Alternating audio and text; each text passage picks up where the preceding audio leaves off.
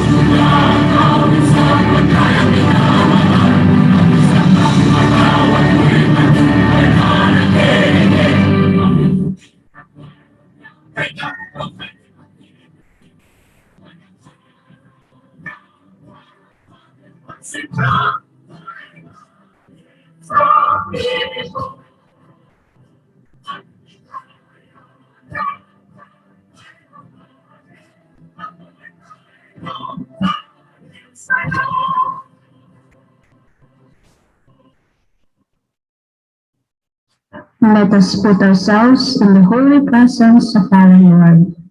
Our dearest Heavenly Father, thank you for making all things possible. We are grateful for all the blessings you are pouring upon each one of us, despite the challenges we are all currently facing. Thank you for blessing us today with the wonderful opportunity to meet virtually and learn together in the awesomely exciting webinar. May your blessings of wisdom and guidance be upon us, all through the sharing and impartation of knowledge and skills by our resource speakers, facilitators, and moderators.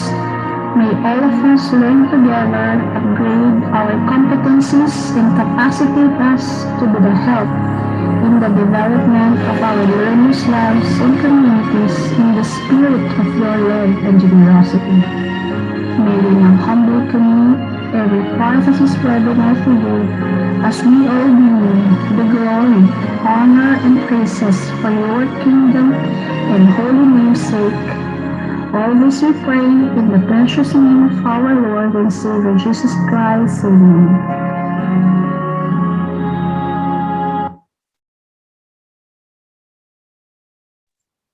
Hello, everyone. For sure, today is going to be a productive one for all of us, for we will be listening to not only one, but two speakers who will be sharing with us their expertise in the field of research, most especially in identifying the problems and asking questions, as well as about working on related studies.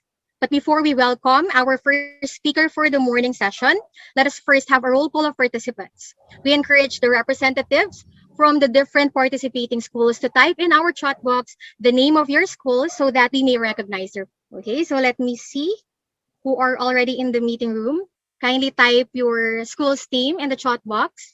Okay, so I can see here participants from Cabcaben Elementary School, Batangas Dos Elementary School, Balon Elementary School, Antonio Gil Llamas Elementary School, Baseco Elementary School, Ipag Elementary School, good morning. Santo Niño Biaan Elementary School, from Ipag Elementary School. We also have participants from Mountain View Elementary School, Bayview Elementary School. We also have BEPS Elementary School, Biaan Aita Integrated School, Renato L. Cayetano Memorial School. Okay, we have participants from Alas Asin Elementary School, of course, Sisiman Elementary School. Okay, I think nandito naman na po lahat, ano? So again, let me greet you a good morning and welcome to the second day of our training workshop series entitled Building, Developing, and Promoting a Culture of Research in Elementary Schools. I hope that everyone is now ready because at this moment, we will be moving on to the main event of this program. Dear participants, I am very pleased to introduce to you one of our lecturers for today who will be discussing about identifying research problems and how to ask questions. Let me give you some background about her. Our first speaker today has earned a degree in mass communications from Silliman University, where she graduated as a cum laude. She has earned her master's degree in language and literary education from the University of the Philippines Open University. She has also completed her graduate units for MA in English Language and Literature Teaching at Holy Angel University. Her research interests are writing, reading, and listening, in which she had presented some papers in conferences abroad. She is currently the research coordinator at the Maritime Academy of Asia and the Pacific. Ladies and gentlemen, let us all welcome on our virtual floor our first speaker, Mrs. Maria Celeste A. Orbe. Let us give her a virtual clap. Thank you. I hope you can hear me well. Okay, thank you. So good morning, everyone. First of all, I'd like to thank all of you for your attendance today. I would like to thank the Polytechnic University of the Philippines, PUP Bataan, and Dr. Barlis for organizing this activity for our beloved teachers in Mariveles. It is my pleasure to join you today in our learning session and research, and I thank our moderator for her generous introduction. Let me begin my presentation by asking you to participate in an interactive survey. I was supposed to use Slido, but I was afraid that there might be problems in our internet connection. So instead, we will just use the chat feature of our Zoom. And so now let me first share my screen. So the topic assigned to me is identifying the research problem and writing research questions. But before I begin, I'd like to get a feel on what our research experiences are so far. So first, let me ask you, how proficient do you feel in today's topic? Maybe your possible answers will be expert, very proficient, average, or beginner. And this time, since I cannot see everyone's responses, I'd like you to participate using the chat feature. And maybe Mary, our moderator, can help me say what the responses are. So how do you feel? All right, thank you. How do you feel about your proficiency in terms of research writing and identifying problems and then writing research questions? Do you feel that you are an expert, beginner, average? Okay, please use the chat box for your answers. Do we have any responses? Miss Laika? Yes, ma'am. There are responses such as most of the responses are saying that they are only a beginner. Beginner, Some that's says that they are average. average. That's good. Are there experts in our audience? Because maybe we can enlist them to help me out and help in the sharing this morning. It's good that we have beginners. At least you have an open mind, I suppose, in what you can learn from this session. So you are very much welcome. And I hope that you get something from our session today. Okay, so now let me just move on to another question, which is still related to your research experience. The question is, have you written a research article before? By research article, I am referring to the brief publishable paper that perhaps some of you may have submitted to a journal as part of your requirements in postgraduate school. Usually, the research article is about 8 to 10 and a maximum of 15 pages long. Are there any here who have written a research article before? Ma'am, some of the participants are responding that they have not yet written a research article before. All right. So, One here responded, I'm sorry, ma'am, that she has already written an action research in science, that's but most very of good. the answers are not yet. Not yet. Okay, so that's a challenge for all of you. And we hope that after this seminar series, we will all be motivated to write our research articles. The reason I ask you that is because the examples that I will show you and even the format and the structures of the research questions and the research paper are all taken from research articles available online. So one good thing about the pandemic is that the world has become seamless. So anywhere in the world, you can attend open virtual meetings shared by experts. And speaking of expert speakers, just last night I was able to join a forensic linguistics seminar facilitated by the AIFL, the Association of International Forensic Linguistics, and it is open to everybody. So through virtual meetings which are available online and it is for free, you can travel and you can hone your skills. So that's one good thing about this pandemic. All right, I still have one more question which is related to this slide. Are you familiar with the INRAD structure of a research report? INRAD stands for Introduction, Methods, Results, and Discussion Structure. And as most of you may have experienced in grad school, most of our theses have different chapters, arranged by chapters. Now, a lot of schools have shifted to the INRAD structure. So now instead of chapter 1, chapter 2, chapter 3, 4, 5, we have chapter 1 for your introduction, chapter 2 for your methods, chapter 3 for your results and discussion, and then chapter 4 for your conclusions and recommendations. So this is another shift that all of us are doing, and I hope that PUP Bataan is doing the same. It was a hard struggle. There was a debate regarding this shift, but whatever format that is, it still has the same content. So I'm interested to know if some of you are following the INRAD structure of a thesis or a paper. Let me just wait for the responses, ma'am. All right, go ahead. I think they're still typing their answers. That's good. We can wait. We have all the time. Okay, I have already seen here 2 responses from our participants, and they said yes to the question, ma'am. All They right, are that's very familiar good. with the INRAD structure. All right, it's very good. Now, for starters, we should really be familiar with the INRAD structure. For one, most of the publications which are accepted by journals use the INRAD structure. So there's only, you probably might be wondering, where is the review of related literature? Okay, it's an important subject. It's an important part of our thesis and dissertation.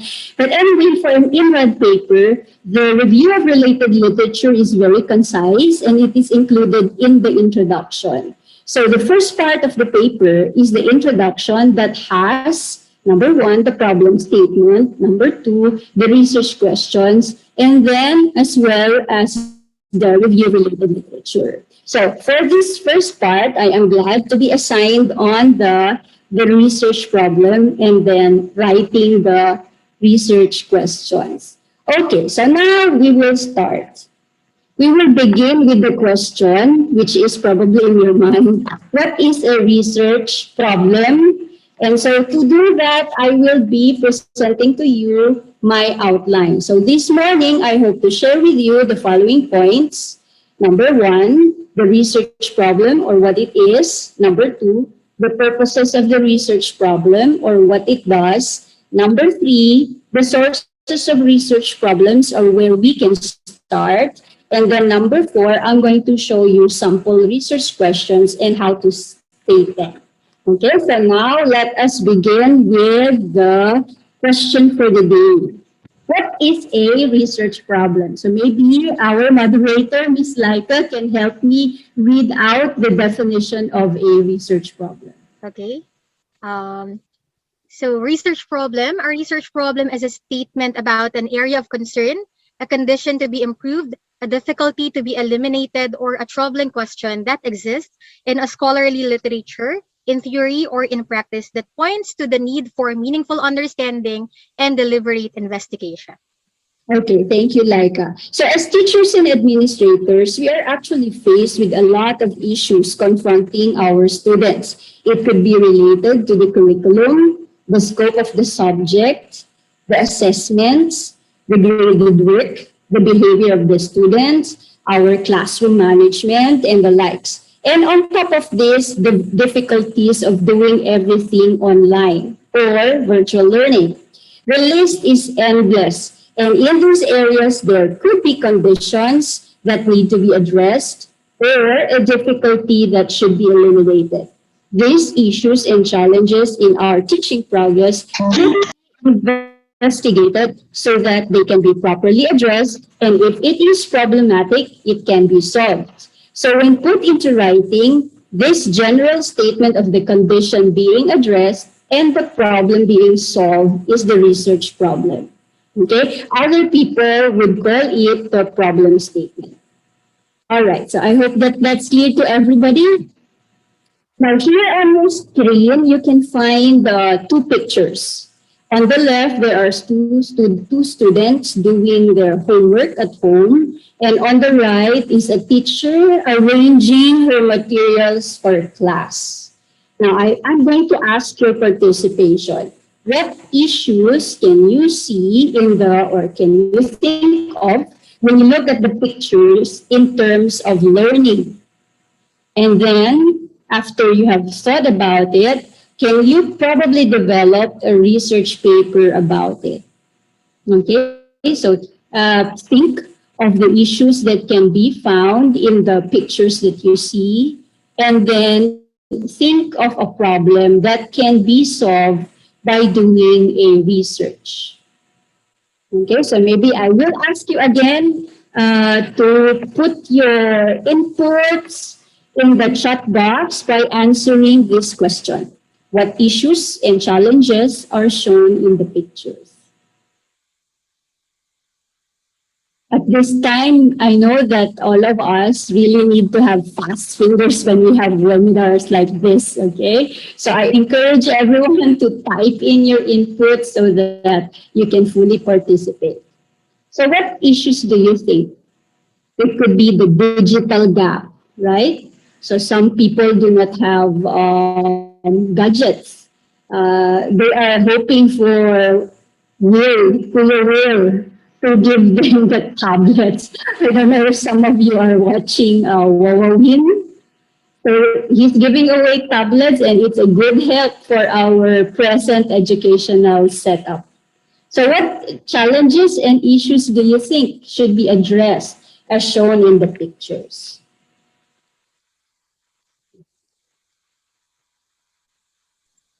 We're still waiting for the responses, ma'am. That's all right. That's all right.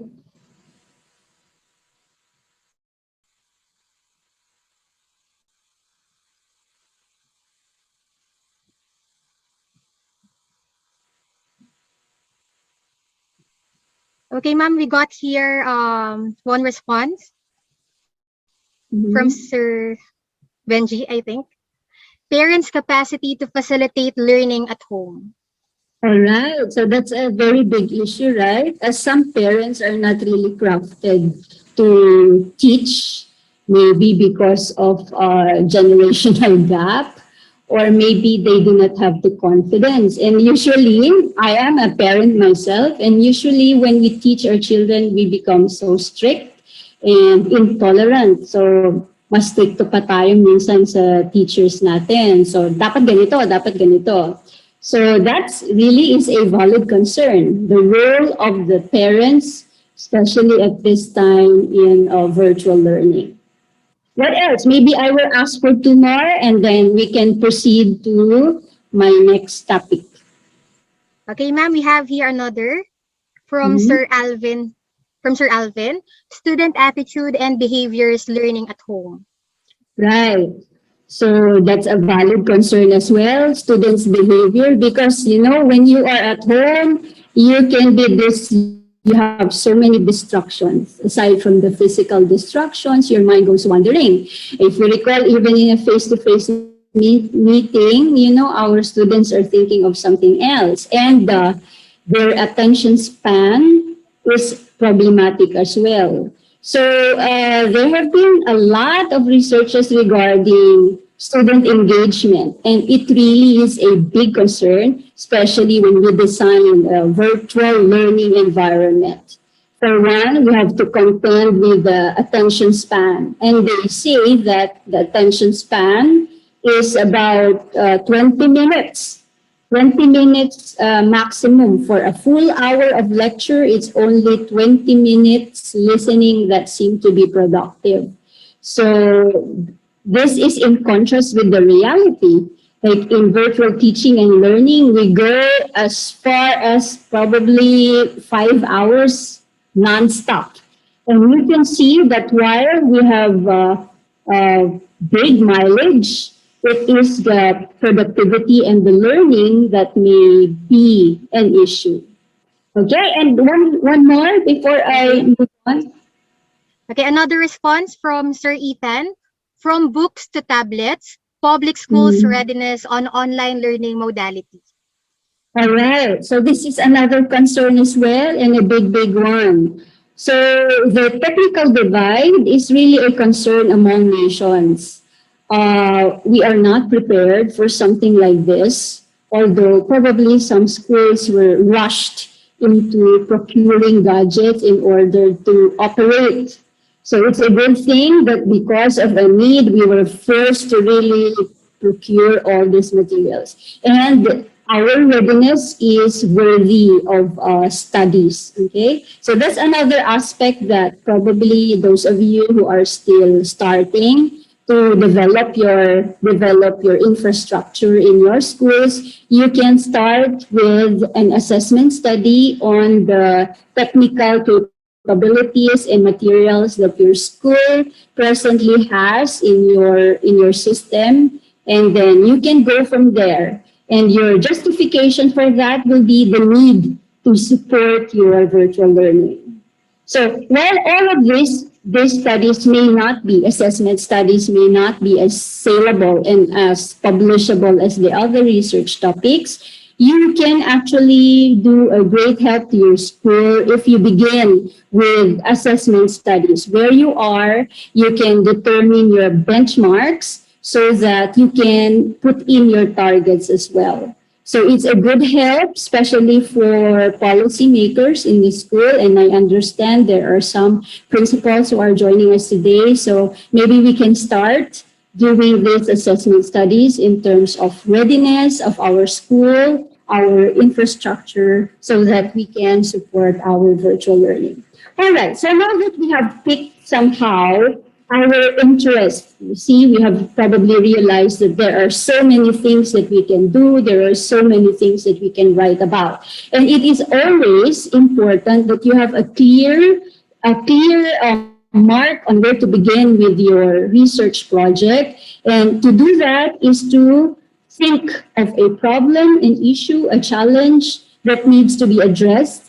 And then you can further develop it into a research paper that has a clear problem statement and interpreted and accomplished through another clear set of research questions. So let me go back to my purpose in sharing with you, which is to share with you why we need to do a problem statement, why we need to begin with a clear problem statement. So here on the screen, you will find the purposes of a problem statement. For one, it put the problem in context. Ito yung what we call parameter setting. So amidst all the problems that your school has, you need to set what is it that you are talking about. Okay? And regarding that topic, you need to set what you need to answer and explain or show what do we already know. Okay? For example, if you are pushing for a project, a paper that will justify your request for more tablets and more laptop computers or more technological infrastructure, then you have to state how many do you have, why is it a problem. Okay, so this is putting your research problem in context. And then you need to do another thing. So you have to describe exactly what the research will address. So you will have to, it's like a business proposal. You have to sell your paper.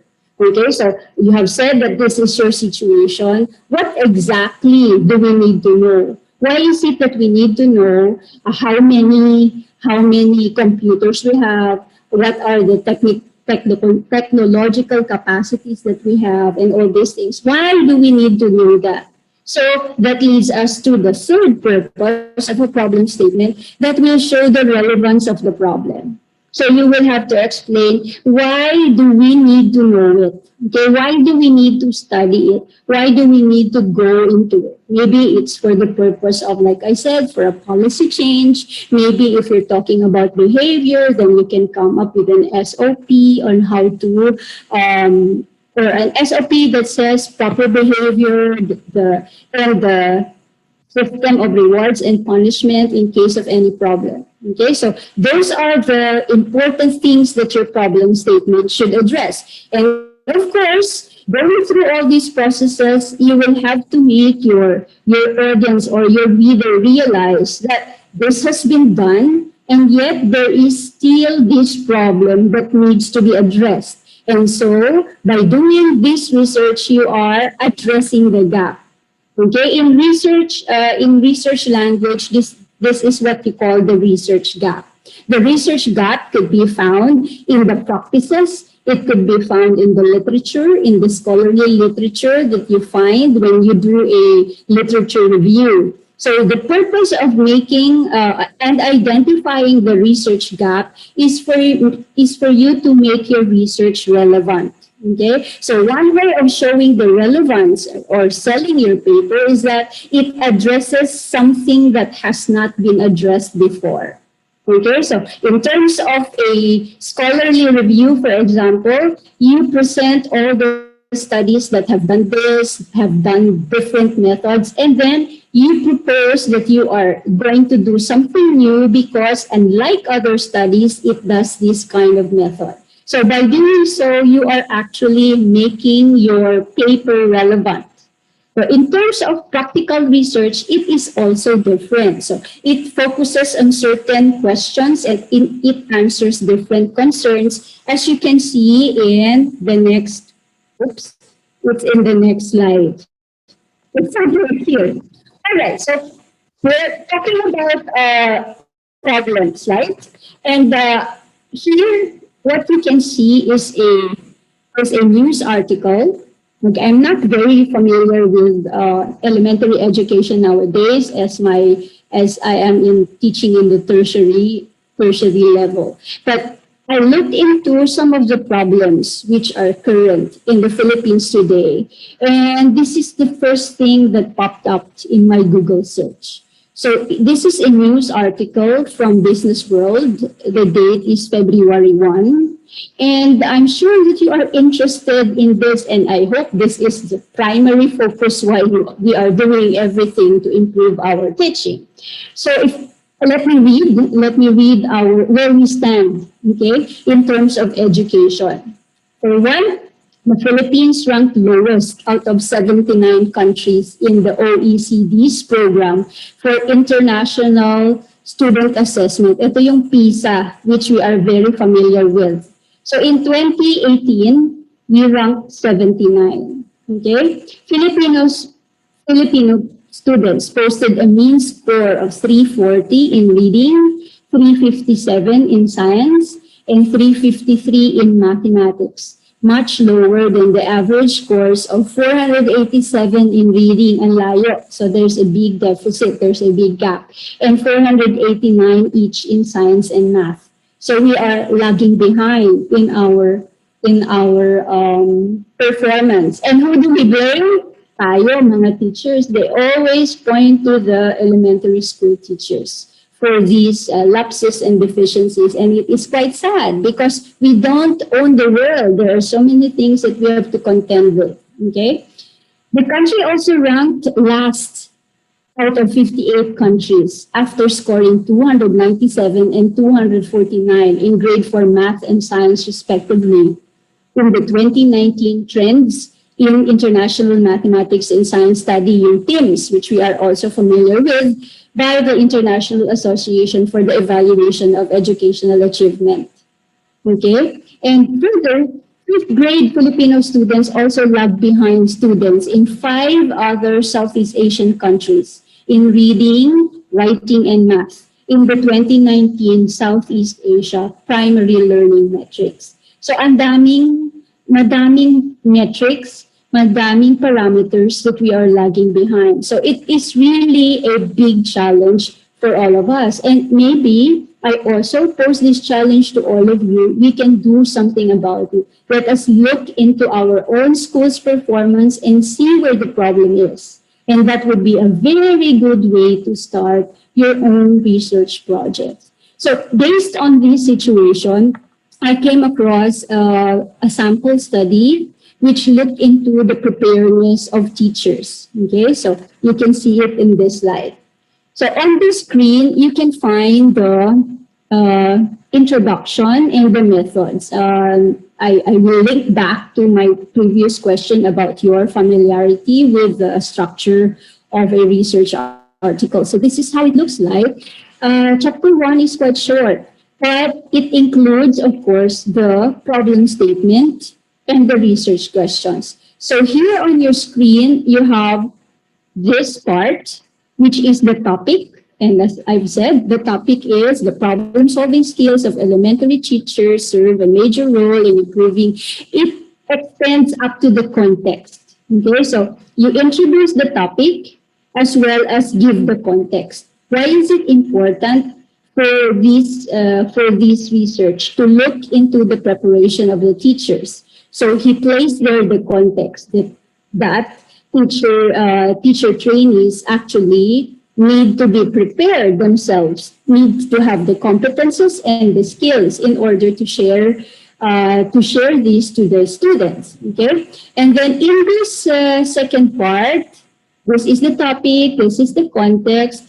Then here you have to show the relevance. Okay, remember the purpose of the problem statement is to show the relevance of your study. So why is it that you are talking about teachers' problem-solving skills? So according to this writer, the teacher's problem skills are necessary as it influences the student's performance in problem solving. Yeah, it has already been, it is backed by research that indeed it is very important to prepare our teachers so that they can also share whatever it is that they have learned to their students. Okay, so that's the important role of preparing ourselves. Now, on the third paragraph, it states the objectives of these papers. So here, you will read, thus, this study was carried out to determine, these are the objectives or the aims and the goals of the paper, to determine the level of problem-solving performance and skills of prospective elementary teachers, the primary molders of our young Filipinos' knowledge, skills, and attitudes towards mathematics and problem solving. Okay, so this is a perfect example of the four rows of a problem statement. It sets the parameters, it sets the topic by showing the relevance or the necessity for going into research into the specific topic, as well as your purposes in doing your research. Okay, so that is how short and how brief a problem statement along with the research question should be.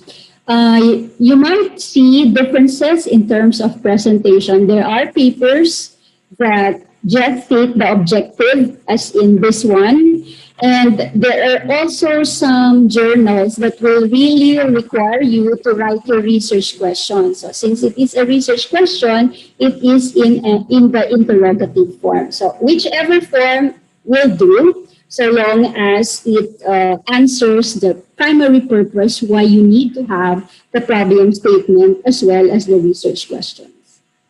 All right. So earlier, I was looking for this slide. There are ways by which you somehow tweak or make changes in your problem statement. It depends on the kind of paper you are doing.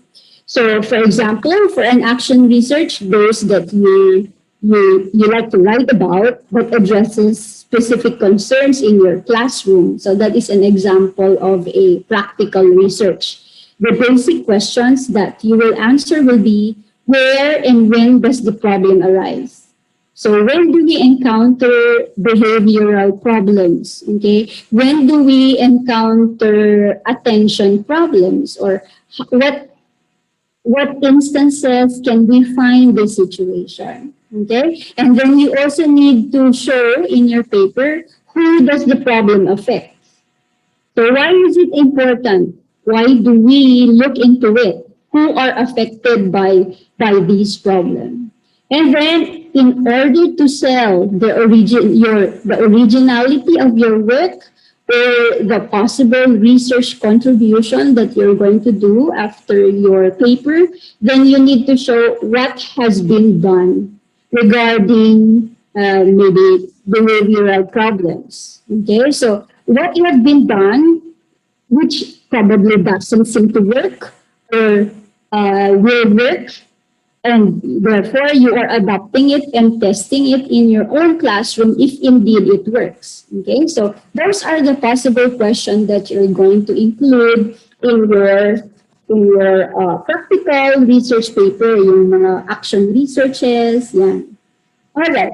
So on the other hand, there are some of us, especially now during the time of the pandemic, wherein it's hard to gather our data face to face. So we are actually encouraged to do researches using secondary data, those that you can find only by researching in the library or doing a Google search. Okay, and this does not need legwork. It only needs for you to be very crafty in looking for different sources. Ngayon, the advantage of this situation, the pandemic, is like I said, the world is seamless. So we can visit one library from one place to another and then look into their open sources. So here you can do a lot of theoretical research. Like I think I have seen someone who's interested in reading in our audience. So there are so many materials that you can read about in the libraries, open libraries of reputable schools. And you can begin with that. You can focus on reading, and then maybe you can talk about what has been known about reading. How do we acquire reading fast? What studies have shown to, or strategies have been shown to be effective? Okay, and then you can look at all these findings and then compare their methodology, compare their population or participants, because somewhere along the way you will find the gap. Okay, you will find that light bulb that tells you, oh, this is one area that has not been covered. And that will be the purpose of your paper.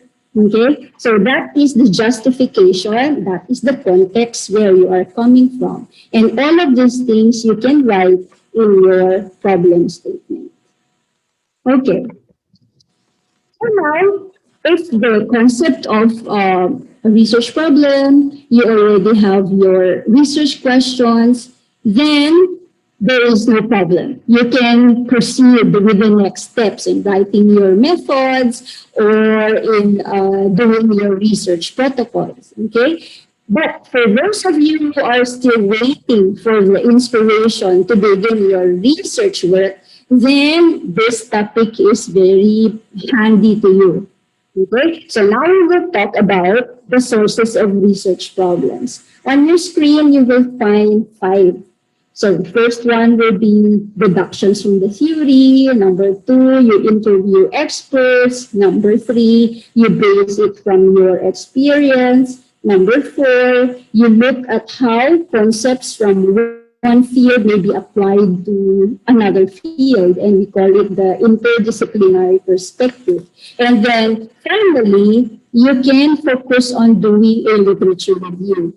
Okay, so there are so many sources of research problems. Identifying them can be a challenge, but there are a lot of things that you can start with. Okay, so you can consider all these broad sources of inspiration. And I take it upon myself to show you some examples of each of these sources. And you'll find it in the next screen. All right. So when we say deductions from theory, it comes from our literature search, okay? deductions made from social philosophy or generalizations embodied in life in society that you probably are familiar with. So if your interest is reading, then you can look at all the different theories of reading development, the bottom up, top down, integrated, and all this. Okay, and you can experiment. You can look into studies that support bottom up or top down processes, and there you can find your research questions.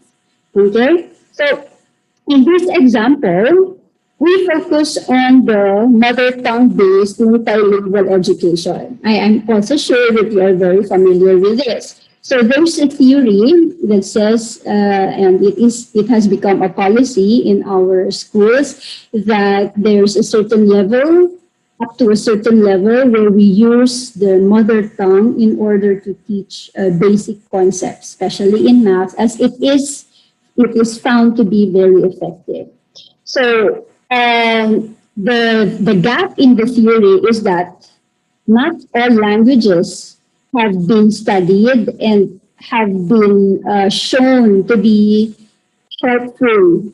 So the field is still wide. Okay, some of us are still encouraged to do your own studies related to the MTB, MLE. Okay, on how you use the language and how effective or not effective it is in your own classrooms. So from this gap of not really being able to find researches that supports each of the eight major languages, then the field is wide for you to experiment, okay, and contribute. So based on that gap, these are the research questions that were developed by this study. Okay, so he begins with what is the setting the benchmark. Okay, setting the what do you call assessing the situation. So he begins with what is the performance of the grade 3 pupils in solving the mathematical word problems written in English. So you establish first what the problem is. And then number 2, you say, what is the performance of grade 3 pupils in solving word problems written in their respective mother tongues? Because you wanted to compare which is more effective, or that you wanted to show that indeed the use of the mother tongue is advantageous compared to the use of English in terms of math problems. And then you end with showing the significant difference between the performance of students in word problem solving when it is presented in English and presented using their mother tongue. Okay? So for an action research, you can do your own, you can limit your participants in your own classrooms. So that's where you begin. And then later on, you can probably expand to include a bigger population. And you begin with your classroom, and then you collaborate with another teacher, and then come up with a project that becomes school-wide. And your inspiration actually came from something that you have read on the theory of the MTBMLE. Okay, so that is one source of a research problem. The second one is an interview or taking it from the experts. Okay, and where can you find the experts? Maybe you can talk to your principals, maybe you can talk to your colleagues, or maybe you can do a literature search. So for your example today, I have put or placed quotation marks around interview because this time around I am banking on the words of the experts in reading. As I've said, I'm really interested in reading, so sorry for the others who may not be interested in this, but I just wanted to show the point that you can learn from what the experts say and take inspiration from them. Okay, so in this slide, you will listen to the voice of the experts in terms of extensive reading. Okay, so according to Day and Bamford in 2004, there are certain core principles in extensive reading instruction which are important. So you can find there the 10 principles. Number one is reading is easy. There should be a variety of reading material. Learners should be able to choose what they want to read. Therefore, dapat you should have a wide range of books available for them. Number four, learners read as much as possible. So that this is why it is important that for us parents, we should make sure that our homes are literature rich, madaming binabasa, and we should serve as role models for reading. Our children should see us reading, hindi lang nanonood ng movies. We should show them that reading is important. Okay? And then number five, the purpose of reading may be different. It would be for pleasure, information, and for general understanding. Okay, that's why we need to have a lot of books around. A reader is its own reward. Okay, reading is not solely for academics. Reading is for pleasure as well.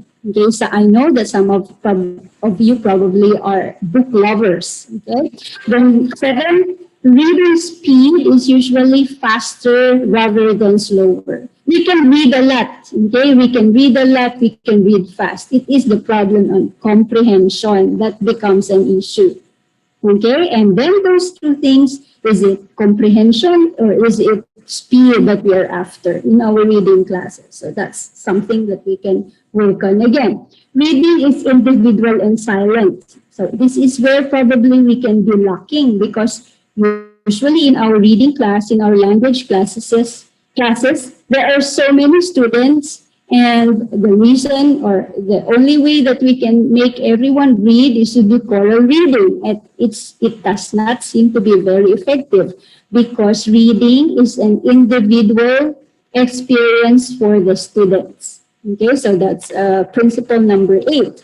And then now, in this study, it is actually focused on principle number 9 and number 10 on the role of the teachers. So principle 1 to 8 talks about the individual learner or reader, but number 9 and 10 talks about the roles of the teacher. So this is where we come in.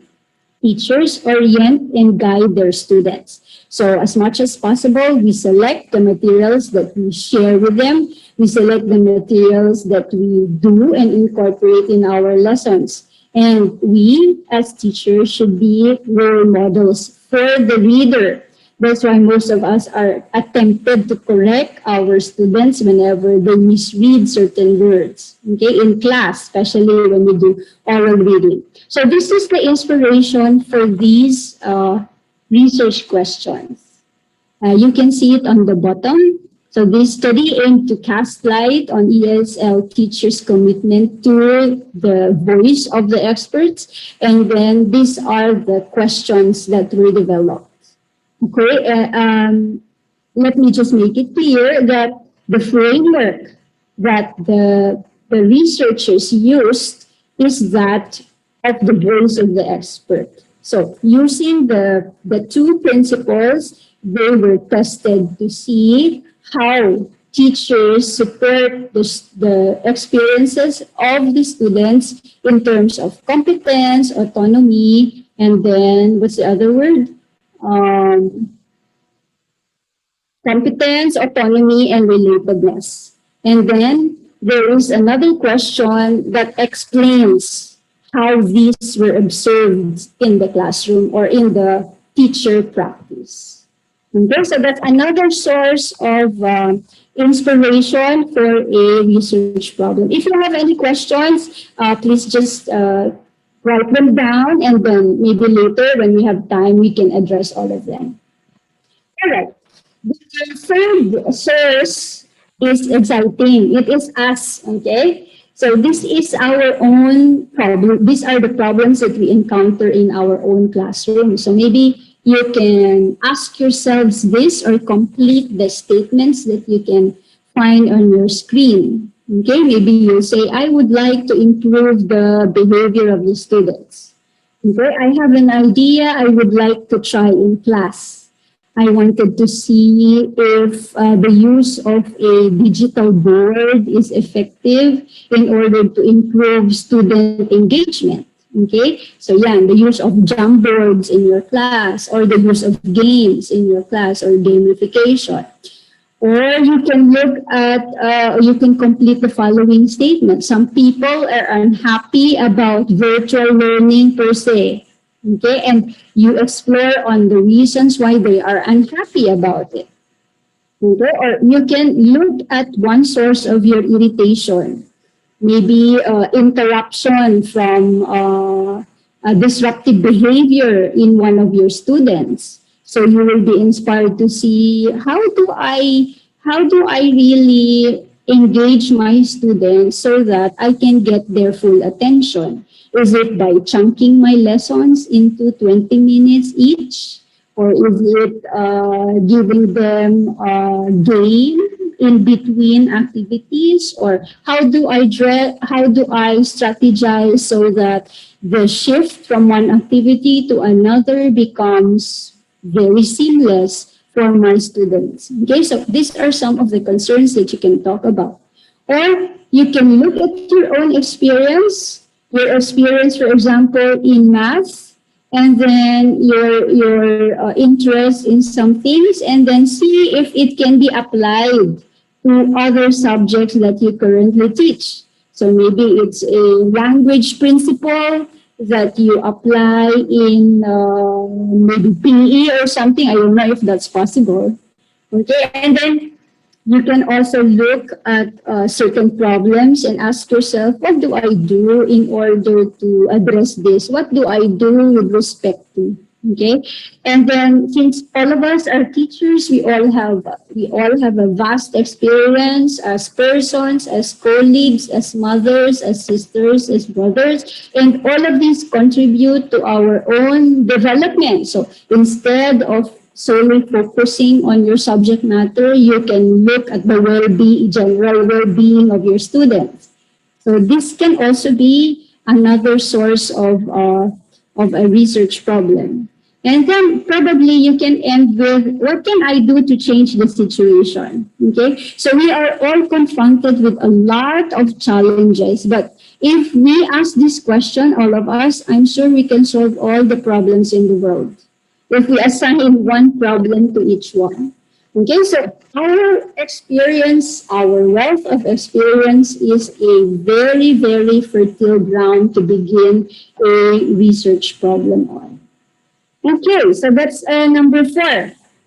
Related to what I said earlier, this is on looking at the link and the experience, the usefulness of an experience to another field. Okay, so in these examples, this is a collaboration, a project that involves application of linguistic principles, pragmatics into psychology, okay, and vice versa. So maybe the lines are being blurred nowadays when you talk about researches in maybe languages and mathematics, because for sure there is always a theoretical underpinning. It may not be solely linguistic, it may not be solely mathematical, it may be a theory that governs cognition in general. So when you do these kinds of studies, and especially if you're the first to think of an idea integrating certain concepts from one field to another, then your research becomes very original. It becomes very novel. It becomes very important in terms of contribution. So the interdisciplinary nature of our work becomes a good source of our research problem as well. All right. And then this is the last source that I can think of. Looking at relevant literature, and this is the purpose where we do extensive literature review. So in this example, I got this from a seminar I attended on the teaching of history. Maybe some of you were also able to attend that. So this is a study that was conducted on the modules that were prepared for teaching history in the elementary school level. So the literature says that all of this. In 1996, students can connect particular dates with specific background knowledge. 1997, they can examine historical sources critically. They know if the source is reputable or reliable or not. Okay? And they can make their own opinion analyzing and evaluating these sources. So it has been shown as early as 1997. And then Barton also shows that students can emphasize the historical actors and they know who did it, who's involved in the situation, and they can look at the values, attitudes, and beliefs of the people who lived them. But the limitation in all of these studies is that there has not been a lot of studies or there has not been Filipino studies that looked into these skills and competences of Filipino students. Probably because the way we teach history is or the way we test historical knowledge is very confined to an objective test. So it's high time that we go beyond the memory work. So that is one gap that's addressed by this research. So this researcher looked into the modules that were distributed to our public schools and looked into the questions that were asked in the assessments. And then slowly, it was found out that generally most questions looked into memory things that you can memorize. Okay, not solely addressing the higher order thinking skills. So nasa lower order thinking skills tayo. So it's time for us to elevate. And how do we know that? The literature which are available shows that there is a lack of studies involving Filipino students and how they perform things which are high order thinking skills and competences.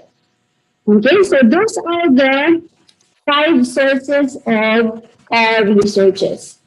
And with their own initial investigation, as I've mentioned earlier, and the problems faced by elementary school teachers. And this is what I found. So my search took me zero point zero 0.09 seconds, and these are the results. So most of the papers that are published in Google Scholar talks about language education, policies, attitudes and performance in mathematics, English in Philippine education, academic achievement in the LET. So not so much probably has been written. This is, by the way, confined to researches in 2021. So I am not familiar with other papers published before 2021, but these are the things that you'll find in the internet. So if you look at them, it's quite generic. Yeah, it's quite generic. It's encompassing. So it somehow is very universal. And perhaps since we are from Bataan, we can make our own contribution by describing what the situation is in our own area. Perhaps our language, our education situation is far better off than in the capital. Okay, so it is a challenge for all of us. So these topics, I am sure that these are all taken from their masteral or dissertation papers. So indeed, there is still a room for us to contribute. There is still room for us to grow. All right.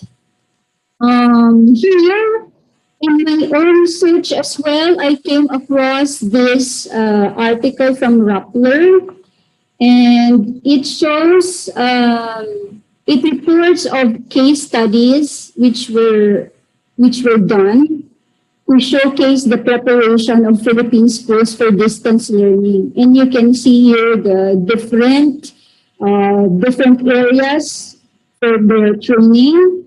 the things that they did and the actions that they took in order to address and to carry on the responsibility of teaching through the virtual world. So here, I'm sure that most of you are probably doing any of these five modalities: face-to-face, online, offline, and modular.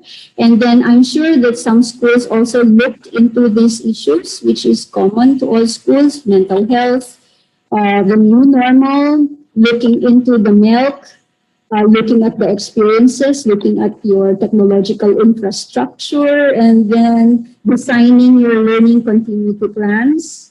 And then these are the paperwork that probably you have done: your learning resources, your LRs, your action plans, your strategic plans, your risk management plans, your health protocols, and your environmental guidelines. So when you look at all these are areas that really you can talk about, okay, and do and carry out your own research problems.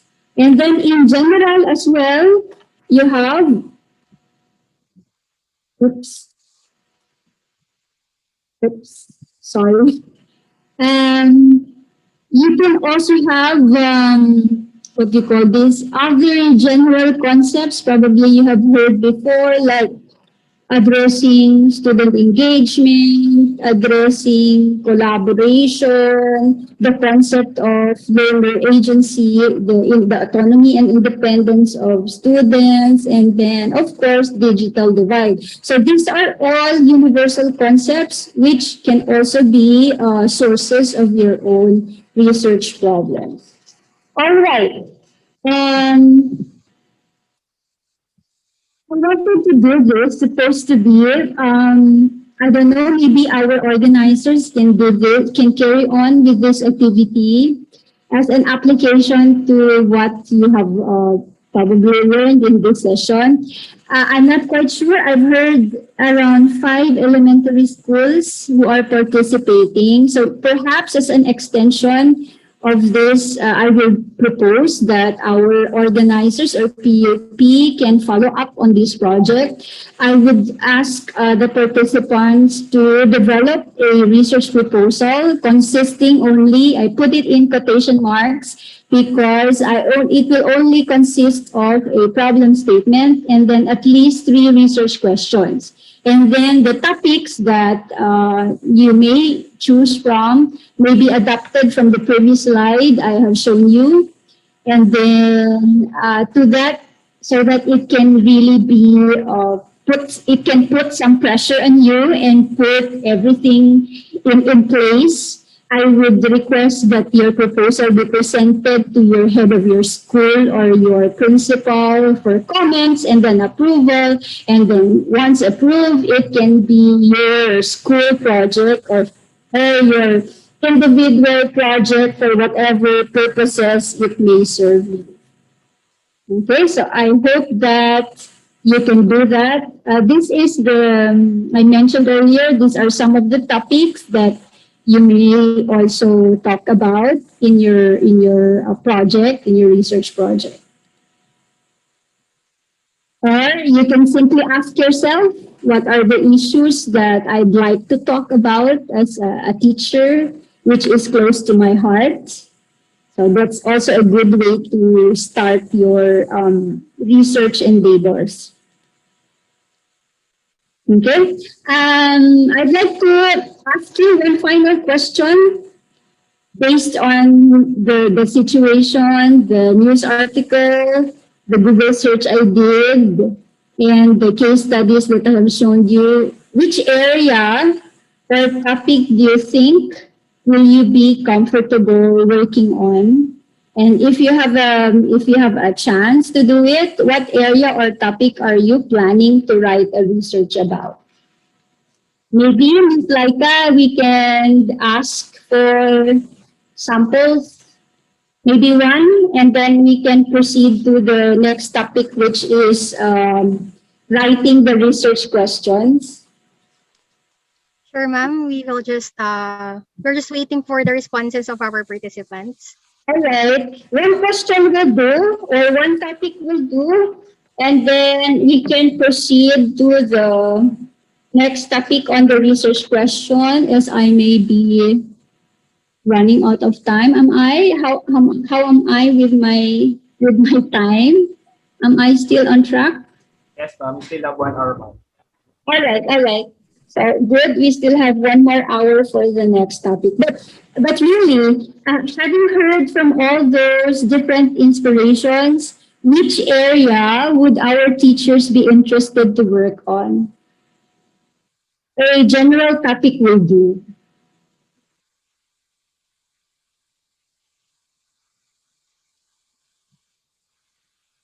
It would have been lovely if I was able to really present this slide using Slido. Maybe some of you are familiar or have used Slido. What it does is it is very interactive. So if you use your cameras to connect, then we will see how the answers and what the answers are. But I'm just too afraid that we might have problems with our connectivity. So I'd rather content myself with the PowerPoint presentation. So is there somebody there who has an answer to the question? What area are you planning to write about?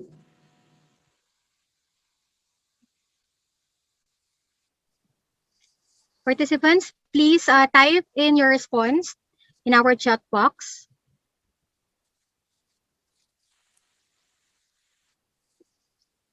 Ma'am, we have a response from Ma'am Cherry Hill Felipe. All right. Reading Reading. Oh, good. with Ma'am Melissa. Yeah, we have the same interest, ma'am. So maybe we can get in touch. Later, I'm going to share with you my email, and I would be welcome to correspond with you. All right. So of course, it depends on your area of specialization. Probably those of you who are math majors will really work on problems related to math. And then those of you who are in language can focus on either speaking, writing, reading, and those who are in the social sciences can do the same. I am just after your commitment, and I hope that you will really put your heart and soul into grabbing a pen and then writing and starting to write. Okay, so I hope that we can share the same fervor. All right, so now we will move on to my next topic, which is on the research questions. Here, I will not tell you the technicalities. Instead, I will show you some examples of research questions that will work, that addresses the statement of the problem. Okay, so here you find a sample research question. This is hypothetical. It talks about Math 3. Okay, remember the situation that we are faced in the Philippines with our low performance in standard international standard test. So this is one of the many researches that you can develop. You focus on your school, and then you will have to look into or examine the effectiveness of the delivery of your instructions. And your parameters will be, does it meet the goals, the objectives, and the minimum educational learning competencies? All of these are known. So we already have standards of what they should be. And you just look at how you carry out your lessons, look into the graded activities of your students, and see if they are at par. Okay, so that is how this project will proceed. So your research question should be, were the modules selected for analysis student based? So that's a question. Like we are always we are encouraged that our classes should promote student autonomy, or it should be student centered based on your definition of your own strategic plan. So I know that all schools have your own strategic plan. and you want your activities to be school-based. Is it student-based according to that definition? So that is research question number 1. And then number 2, aside from targeting the requirement for a student-based learning resource, does it meet the DepEd's minimum education learning competencies for the level? So since we're talking about grade 3, does it meet all the learning competencies? So you also have a record available to show whether or not you are able to target that goal. And then number 3, did the competencies stated in the problem-solving activities from the modules meet the criteria for the level stated for the third grade level in terms of your school plan? Okay, so it is actually some kind of an analysis on how well you are able to attain your objectives. So all of us have a plan. In MAAP, we call it our quality plan, which we do at the beginning of each year. We set our goals, and then based on these goals, we do certain activities. So this SAIL plan is like your Bible for all the activities that you do, and it becomes the standard as well. So when you look at your effectiveness and efficiency, you always cross-check it with the standards that you have set for yourselves. Okay, and then the last question could be, it's a qualitative question, of course. What were the students' attitudes of the selected modules? You can either do it through a questionnaire and then you put a scale that describes their attitude, or you can go deeper and look into how or observe them and what their reactions are. Okay, so this is an example of a research question. So what it does is it actually, when put together, the answers of your research question addresses the research problem. Okay, for example, in this sample problem statement, you look at the question, does it meet the goals, the objectives, okay, set forth in your standards, and the standards being the milk in your strategic plan. Okay, so that's an example of how you phrase a research question. All right. Earlier I made mention that it is a qualitative research question. Now let us remember that there are two approaches in doing research. One is qualitative and the other one is quantitative. From the word itself, qualitative, these are things which are written in words probably. So you do observations, you do text analysis. These are not measurable or quantifiable. Hindi nabibilang by frequencies and you don't use statistics to do it. Okay? So these are questions which you ask through a focus group interview, observation, or ethnographic studies. So here I will present different kinds of questions based on whether it is qualitative or quantitative. So under qualitative research questions, you have the exploratory ones. It is called exploratory because you want to find you are open to see anything and everything about the topic. So wala kang set answers. Okay, you want to find out what really is going on. Okay, so now you have these kinds of questions like what is the effect of personal technology in today's youth? Yeah, so that's an example. Your answers can be, it's an open-ended question, so you can have a variety of answers. Now, what you do when you have this will be to designate it or assign them, code them according to themes. So maybe this is another subject for further learning session. So I will just stop with questions muna. Okay, so these are examples of exploratory qualitative questions. How do students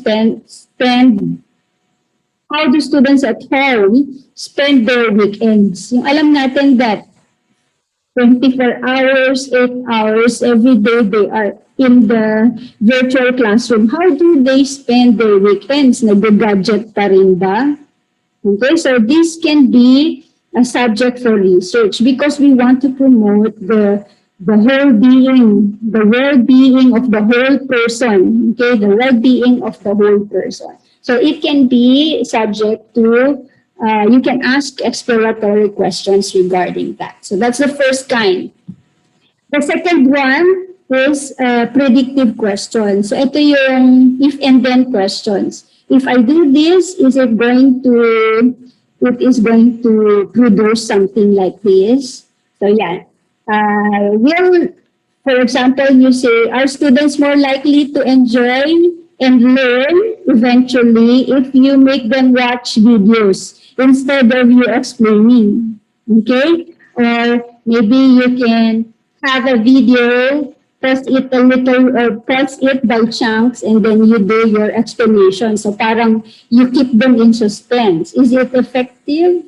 So yun yung, those are some of the predictive questions. So if I introduce chunking of videos, will it increase student engagement? So yan, these are some of the questions that you may ask. All right. And then you have also for qualitative researches interpretive questions such as they will look into what are the shared experience and the shared experiences of students. It looks into gathering feedback. Okay, like for example, you ask, how do students in the virtual classroom handle transition between classes? Kasi tayo, before we have recess, right? So we know that it's recess time because there's a bell that you hear. But in the classrooms at home, you don't hear a bell. So you always look at your watch, time for recess na, or you have faith in your stomach, palaging gutom yung stomach natin. So yun, some lines have been broken because of the situation that we're in. It would be interesting to look into this. Okay, so that's an example of a qualitative research question. Some of you might be technically adept in this, and probably you're wondering, paano maging qualitative yun?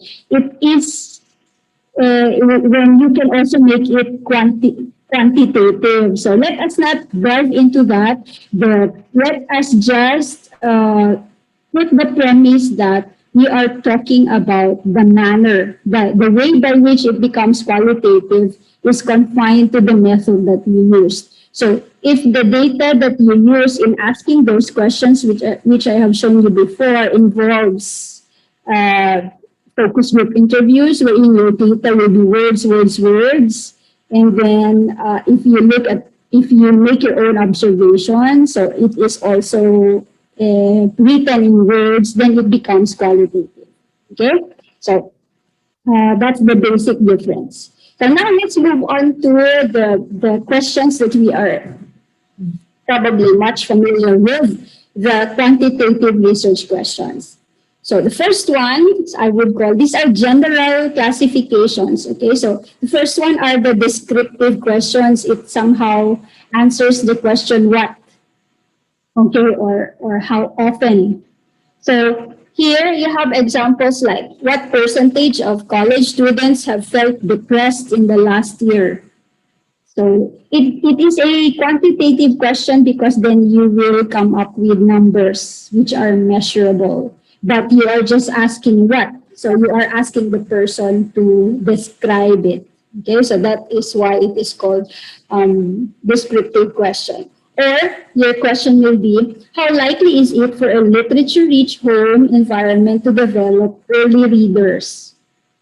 Okay, parang predictive siya, but it is still descriptive in the sense that maybe it can be reported through, it can be asked through a questionnaire and then you report through by the use of percentages and frequencies. Okay, so the second general kind are the comparative questions. So here you have two variables. You compare the measure of one with another group. That makes it a comparative question. So you probably will ask, why is it easier for men to lose weight than it is for women? Okay, so it's a very generic question that involves two variables. Or you'll say, is there a significant difference in the pupil's performance in word problem solving when presented in English and when presented in their mother tongue? So earlier, that was our example. It compares the performance of students in two situations. And these two situations are the two variables that you are comparing. All right, and then the third kind is the relational or relationship-based question. So here, you will see a relationship question is not necessarily causal. Okay, hindi ito ibig sabihin if they have a relationship, one causes the other. Iba po yun. This just shows there is some kind of a connection. Whatever connection that is, whether it is cause and effect, that is not our concern. Okay, so here we are also given two variables, and then you'd like to know if one variable affects or influences another. So that's the kind of the relationship that we are looking into. So a question could be asked on how does the number of vaccinated citizens affect a city's likelihood for another wave of COVID infections? So ibig sabihin ba pag mataas na yung number ng meron ng nabakunahan, we will be exempt from having another wave. So yeah, that's another question. Or you can ask something like, do high school grades have an impact on future success? Is it related? Does your grade tell you or measure success? Will it guarantee you success? And then of course, you need to define that success is based on measurable parameters. Okay? So those are some of the questions. I purposely did not say that questions should be smart or specific, measurable, attainable. What's the R in time bound? I purposely deviated from that because I know that all of you already know that. And I'm sure that it is practical knowledge that when you do your own researches, you make sure that you can do it within a certain time frame and you can do something new about it. You can contribute to research and in your area. And then you know that it should be limited, but not too limited that it does not become researchable. So I refrain from doing that because I am sure that you already know those things. Okay, I am actually rushing up because I'm excited to hear from you, your reactions, and if you have any questions. So these are, like I said, some of the things which I want you to do a workshop on. These are some of the topics that you may work on by groups, or you can do it by schools. And I hope that PUP can pick up on this and maybe it can become another extension project of PUP. Dr. Barliz, I hope that you are listening. Maybe you can do a follow-up activity on research, and then maybe have another session where all our participants can share what they have done in order to apply what they have learned through our seminar. Yes, ma'am. Actually, this afternoon, they will present their output now. Oh, very good. Okay, very good. Ang bilis pala. So I'm glad that it is part of your program. All right, so this is what I was talking about. Maybe you can choose one area from the previous slide and develop a research proposal to be presented to your respective heads or principals, or however PUP wants you to be grouped. And then the proposal should contain a brief introduction with the problem statement and at least 3 research questions. If your teacher population in your school is big enough, then you may opt to create 3 or more groups with at least 3 members. And then I would like to request our organizers if you will be kind to furnish me a copy of your proposal. That would be very helpful to me as well. Okay, so that will be my request from the organizers.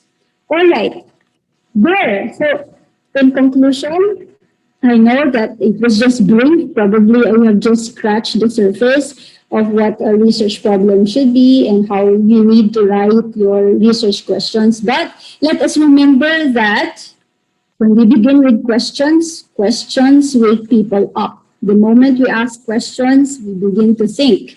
They prompt new ideas, they show people new places, and they show new ways of doing things. All right, so with that, I'd like to thank our organizers, PUP, Dr. Barliers, Ms. Laika, and everyone for your presence. If you have any questions, please feel free to email me at this email address, which you can see on your screen. Thank you and have a blessed morning to everyone. All right, that's all for the presentation of our first lecturer. Thank you so much, Ma'am Orbe, for the very informative discussion about identifying research problems and writing questions. For sure, our participants here have become more motivated to pursue the preliminary stage of their research writing. This time, we would like to open the virtual floor to entertain some questions regarding our first topic. Everyone, please feel free to share your insights and questions. You may use our chat box to send your questions or unmute yourself to personally ask our lecturer. Thank you.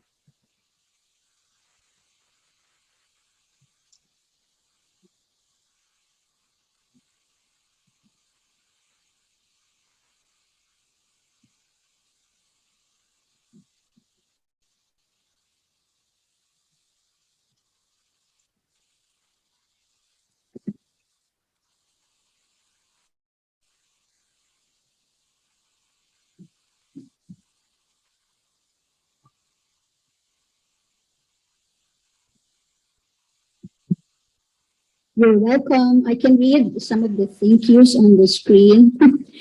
Thank you for listening as well. I hope that I'm able to help you.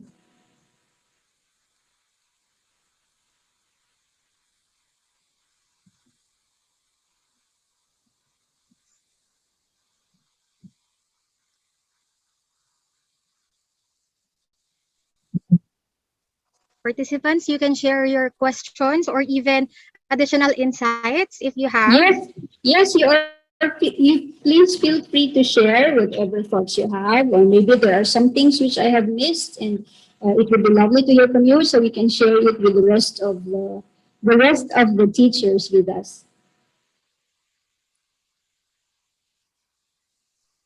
By the way, ma'am, while we are waiting for the questions, Mhm. we would like to inform you that our participants have already been pre-assigned to different groups according to That's their what. areas of specialization. Oh, that's very good. Yes, and that last week they have already began developing their concepts. I hope they can use that for the workshop later. Oh, that's good to hear.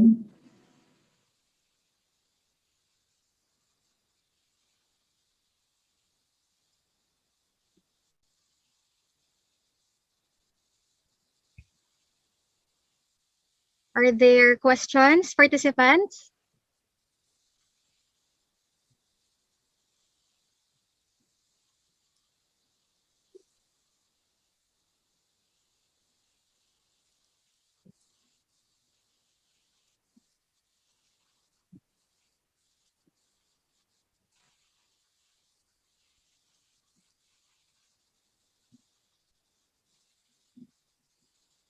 Okay, it seems like no one has a question. I think we have Good. already satisfied our participants with the additional insights, with the insights that you have shared with us a while ago, ma'am. Thank you, Thank everyone, you. for the participation. It is indeed a rich discussion for all of us. So this time, let us move to the next part of our event, and that is the awarding of the Certificate of Appreciation to the research speaker. Let me share with you the content of the certificate. Polytechnic University of the Philippines, Office of the Vice President for Branches and Satellite Campuses, Bataan Branch. This certificate of appreciation is hereby given to Mrs. Maria Celeste A. Orbe, Research Coordinator, Maritime Academy of Asia and the Pacific, in grateful acknowledgement of her engagement and insightful academic contribution as a resource speaker, importing unparalleled knowledge and expertise on the topic, identifying the problems and how to ask questions during the training workshop series for elementary school teachers of Mariveles District held on April 28, 2021. Given this 28th day of April 2021 at the Polytechnic University of the Philippines, Bataan Branch, signed by Associate Professor Linila J. Generales, Branch Director, and Professor Pascualito B. Gatan, Vice President for Branches and Satellite Campuses. Thank you so much, ma'am. Thank you. Thank you very much. It's my pleasure to be here with all of you. Okay. Thank you so much, Ma'am Orbe, for sharing your precious time and expertise with us this morning. We are very happy to learn new insights from you. So, good afternoon, teachers. Welcome back. I hope that you're able to have your minds refreshed during the break because we still have a lot to learn this afternoon. Dear participants, get yourselves ready for we are going to hear again another informative discussion from another research expert. Let us not make this long anymore. Let me introduce to you our second lecturer for today. Our next speaker is a Doctor of Philosophy with major in Educational Management. He serves as a Director for Student Welfare and Development External Campuses. He is also a full-fledged Professor 3 and a regular faculty member of the College of Education of the Bulacan State University main campus, who teaches professional education subjects. Our speaker is also a professional lecturer at the graduate school programs of La Consolacion University, Philippines, Maykawayan College, and formerly at Bulacan State University. As a research expert, he serves as a thesis consultant, editor, and mentor. He has attended many different research seminars and training as a resource speaker, specifically on action research, research publication, and research copyright issues. With his bright mind and dedication to research, he has completed, presented, and published a number of research works in various research conferences and publication. Ladies and gentlemen, let us all welcome our speaker for the session, Dr. Romulo B Mercado. Let's give him a virtual clap. Yeah, thank you very much to that very generous introduction, Ma'am Mary. No? I'm really very excited to face our audience this afternoon. I believe this is the extension program of PUP, no, in Bataan, to the teachers of the Department of Education. Well, I'm really very excited. Yeah, I'm having a new audience now somewhere in Bataan. So it is my pleasure to share with you what I know about action research, no, Sir Jun. So this is very easy for everyone, I believe, no? Just an action research. But I guess for beginners, this is a very challenging task or a venture to begin with. But then really understanding the preliminaries or the basics of research, you could probably or definitely deliver and complete your research. Tama po ba? With the 43 numbers of participants that we have here, including our organizer, no, and extensionist, Sir June and Ma'am Mary here from PUP. Tama po ba yung aking statement na we can do this, no, by understanding the basics of action research? Yan, parang napakalayo at napakaliit ng response na nag-iisang sagot na narinig ko. Parang worried yata iba. You have different emotions, mixed emotions about research. You have your, I believe, meron kayong mga reservations when it comes to doing research, no, or apprehensions. Can I see my audience po ba before I begin my presentation so that I would not just be speaking with pictures here? Thank you very much for showing yourselves. No?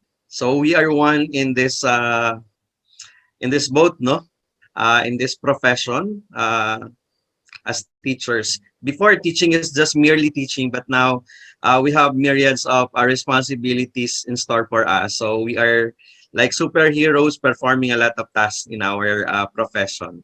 So hindi na tayo simply teacher ngayon, but after completing and doing our job, our task as researcher, extensionist, and all, we can definitely call ourselves as experts. Ayan. So a lot of teachers now are endeavored in completing their master's degree, no? And part of that exercise, academic exercise that we do is really doing research. Ayan. Okay, so I hope with my contribution in this afternoon's discussion, I could enhance or contribute to that body of knowledge that you have right now. No? Sana po I can meet your expectations. Okay, so I would like to share my screen right now. So we have 43 participants, no? That's a strong audience and very ideal. Assigned by Sir June this topic, no? Developing your review of related literature in your action research. Ayan. Okay, so let me share this. Doing my slideshow kung if you will not encounter any problem with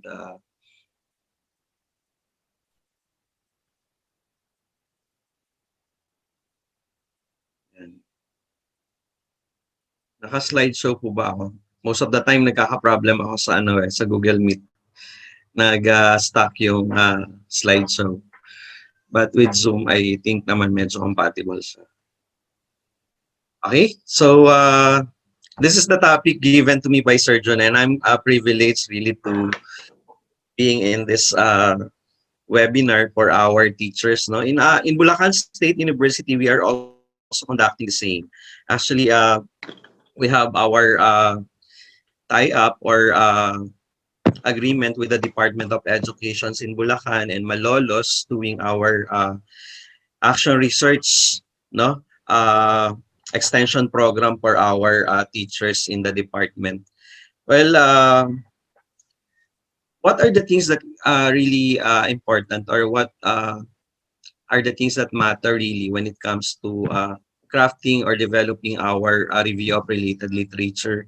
For all of us, no, as during the time when I was starting, this is one of the challenging part of the research that I believe someone has to overcome, no, as you go on with and advancing in this activity called research.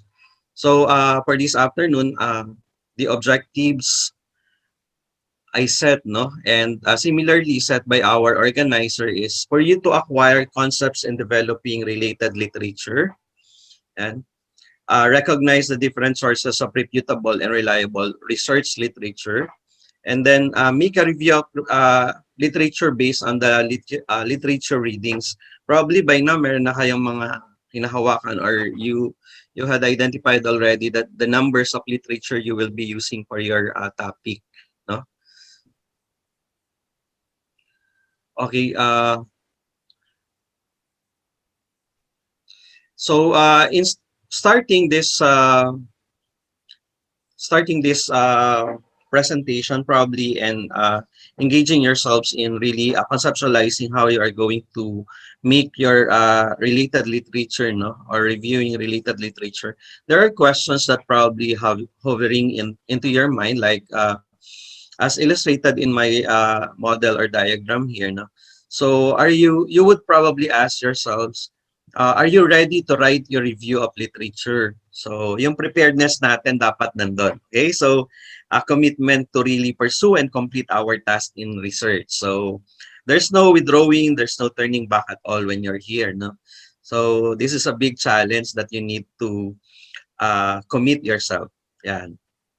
Then after that, you might answer yes or no, and then if you answered yes, then are you ready to write the overview or the introduction of your study? Yeah. Then if you answered no, what is included in this award-winning literature review? So pagka kasi gumagawa tayo lagi, we should always hit or set the target, yung talagang award-winning, or that is something impressive, no? That is scholarly work. Kaya nga research yung ating activity, we are expecting na the product or the output that we will issue or make, no, or produce is something somewhat like award-winning. So yung talagang masterpiece natin yon. So you would also ask whether what is the purpose of the review of literature? What are the basic literature review approaches or layouts? And now, how is the literature review assessed? So organizing and analyzing the literature in a concise manner, the theoretical or methodological sections, and writing a formal review of literature. So ito yung mga major concerns kasi minsan we overlook this or probably because we don't have any knowledge or concept at all on how we uh, build or how we construct, how we develop the review of related literature, then we failed in this area of really considering all these parts. No? Now, what are the perceptions and prerequisite on a review of literature? So marami tayong mga uh, perceptions, no, na sometimes yung mga perceptions minsan kasi natin, these are things that probably encourage or discourage us from pursuing or discontinuing our activity, no, our passion to pursue this research. One is this is one of the challenging parts in research. Sabi ko nga kanina, it involves critical and analytical thinking skills, yes. So resourcefulness included and writing skills, no, yung ating mga researcher. And of course, one important part here is your time. If you cannot allot time, no? Kasi madalas sabihin natin, I don't have time, I cannot really complete this research. I cannot forgo with this research kasi wala akong time. Time is really one important aspect here or factor. So research requires a lot of qualifications, no, characteristics, but then once you know that you really fit into this criteria or qualification, then you are ready to conduct research or you are ready to really start doing your related literature. So you just find time, you just find a place, a quiet place, an inspiring place where you can start your review of related literature. It starts with just reading the different literatures that you collected. Okay. Okay, so let us now journey together in this presentation. Okay, so I have here a diagram, a simple diagram that illustrates the purpose of literature review. No, simply we can summarize all our discussion this afternoon by glancing on this diagram. I selected this on purpose so that you you more or less can have this attraction or interest in finding research literature as very interesting activity. Yan. Okay, so the purpose of literature is are all explicitly, no, illustrated in this diagram. So marami siyang sphere, no, marami siyang mga iba't ibang parts like this is your literature would identify or express, you would illustrate and express here the gaps, no, that you need to study and to discover through your research, no, sa literature. If you present natin yan, you find other people working in your field, no, through this literature kasi you would read a lot of literature probably made by your friends, by your colleagues, by other professionals you met in some other venues, no, and then you identify major seminal works kung saan natin makikita probably kung ano yung mga areas ng kanilang weaknesses doon sa findings ng kanilang study and yung mga strong points nila. Then you identify methodologies and research techniques used by other researchers which probably could be duplicated, no, and used in your study. You provide context for your own research, no. You make use of their models in really developing your own analysis of your literature. You also show relationships between previous studies or theories to your study, no? So kaya nga tinatawag natin yan, it's a comparative analysis, critical analysis of the existing studies and the study that you're about to make. You find out what information already exists in your field of research. Kung meron mga similarities, makikita na rin natin at the beginning kung we need to make some sudden shift or change in the topic or in some areas, in some variables that we are using in our study based on the findings of other study kasi nga probably ay nagawa na yon at it could no longer possess that single criterion which the research should be novel, no, or bago siya.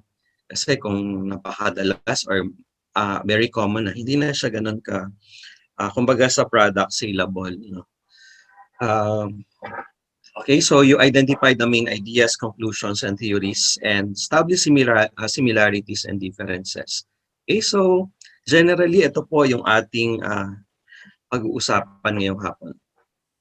Okay, so what is review of related literature? It is a scholarly articles, no, derived from articles, no, published online or through journal, no, yung mga printed materials natin na ginagamit at nababasa sa mga libraries, no, or probably ngayon kasi hindi na tayo makapag-research because of the current situation that we are trapped in, no.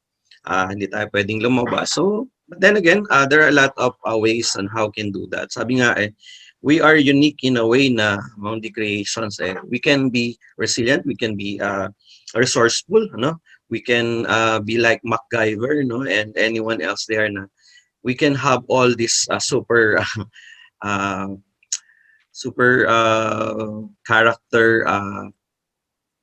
qualities na maaari nating ma-adapt while we are doing research. Yan. So, yung mga tinatawag natin nga ngayon na wag natin dito, Generation Alpha, no?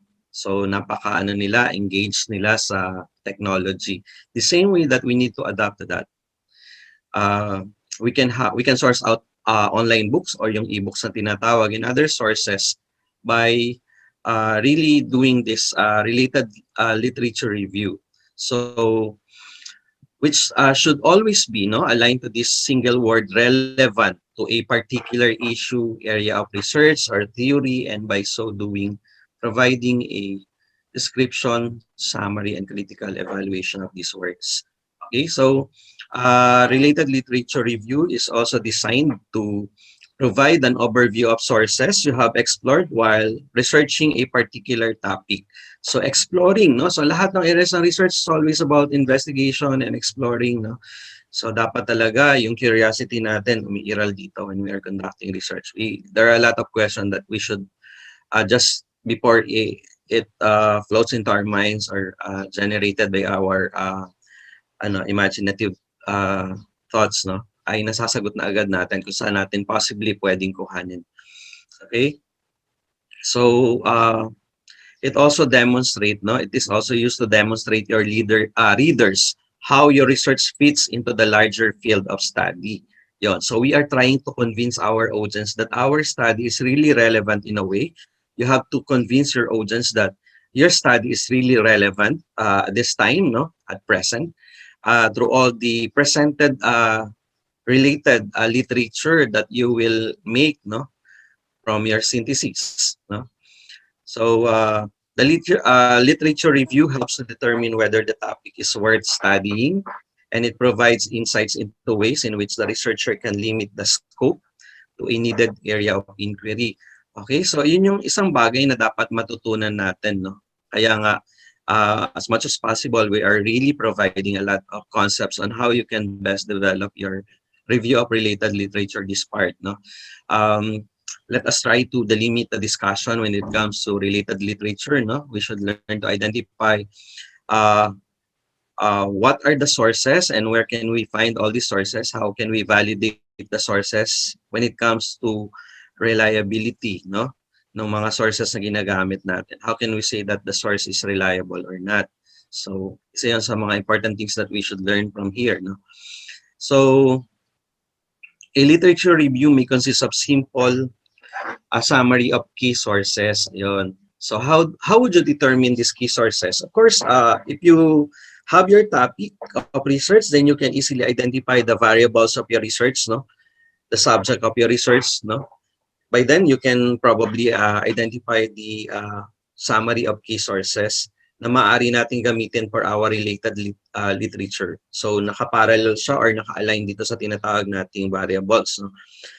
It is usually has an organizational pattern and combines both summary and synthesis, often within specific conceptual categories. Yon. So, hindi naman tayo talaga magte-tread on topics that are not really related to our research topic. A summary is a recap of the important information of the source, but a synthesis is a reorganization or a reshuffling of that information in a way that informs how something that we must first understand here is what are the types of literature review that we should do, no, as related to our topic. So meron tayong mga sinusunod-sunod na ganyan, like kung ano ba yung nature ng research, anong discipline ba yung research, and what is the applicable types of related review that we should apply. So as Kennedy cited in made in 2007, it is important to think of knowledge in a given field as consisting of three layers, no? Yung ating layering ng ating mga literature review must follow this types. So first, there are primary studies that researchers conduct and publish, no? So yun yung isang dapat natin na ma-consider dito. And second, the reviews of those studies that summarize and offer new interpretation built from and often extending beyond the original studies. And third, there are the perceptions, conclusions, opinions, and interpretations that are shared informally that become part of the lore of field. So in composing a literature review, it is important to know that it is often this third layer of knowledge that is cited as true, even though it often has only a loose relationship to the primary studies and secondary literature review. Anong ibig sabihin po nito?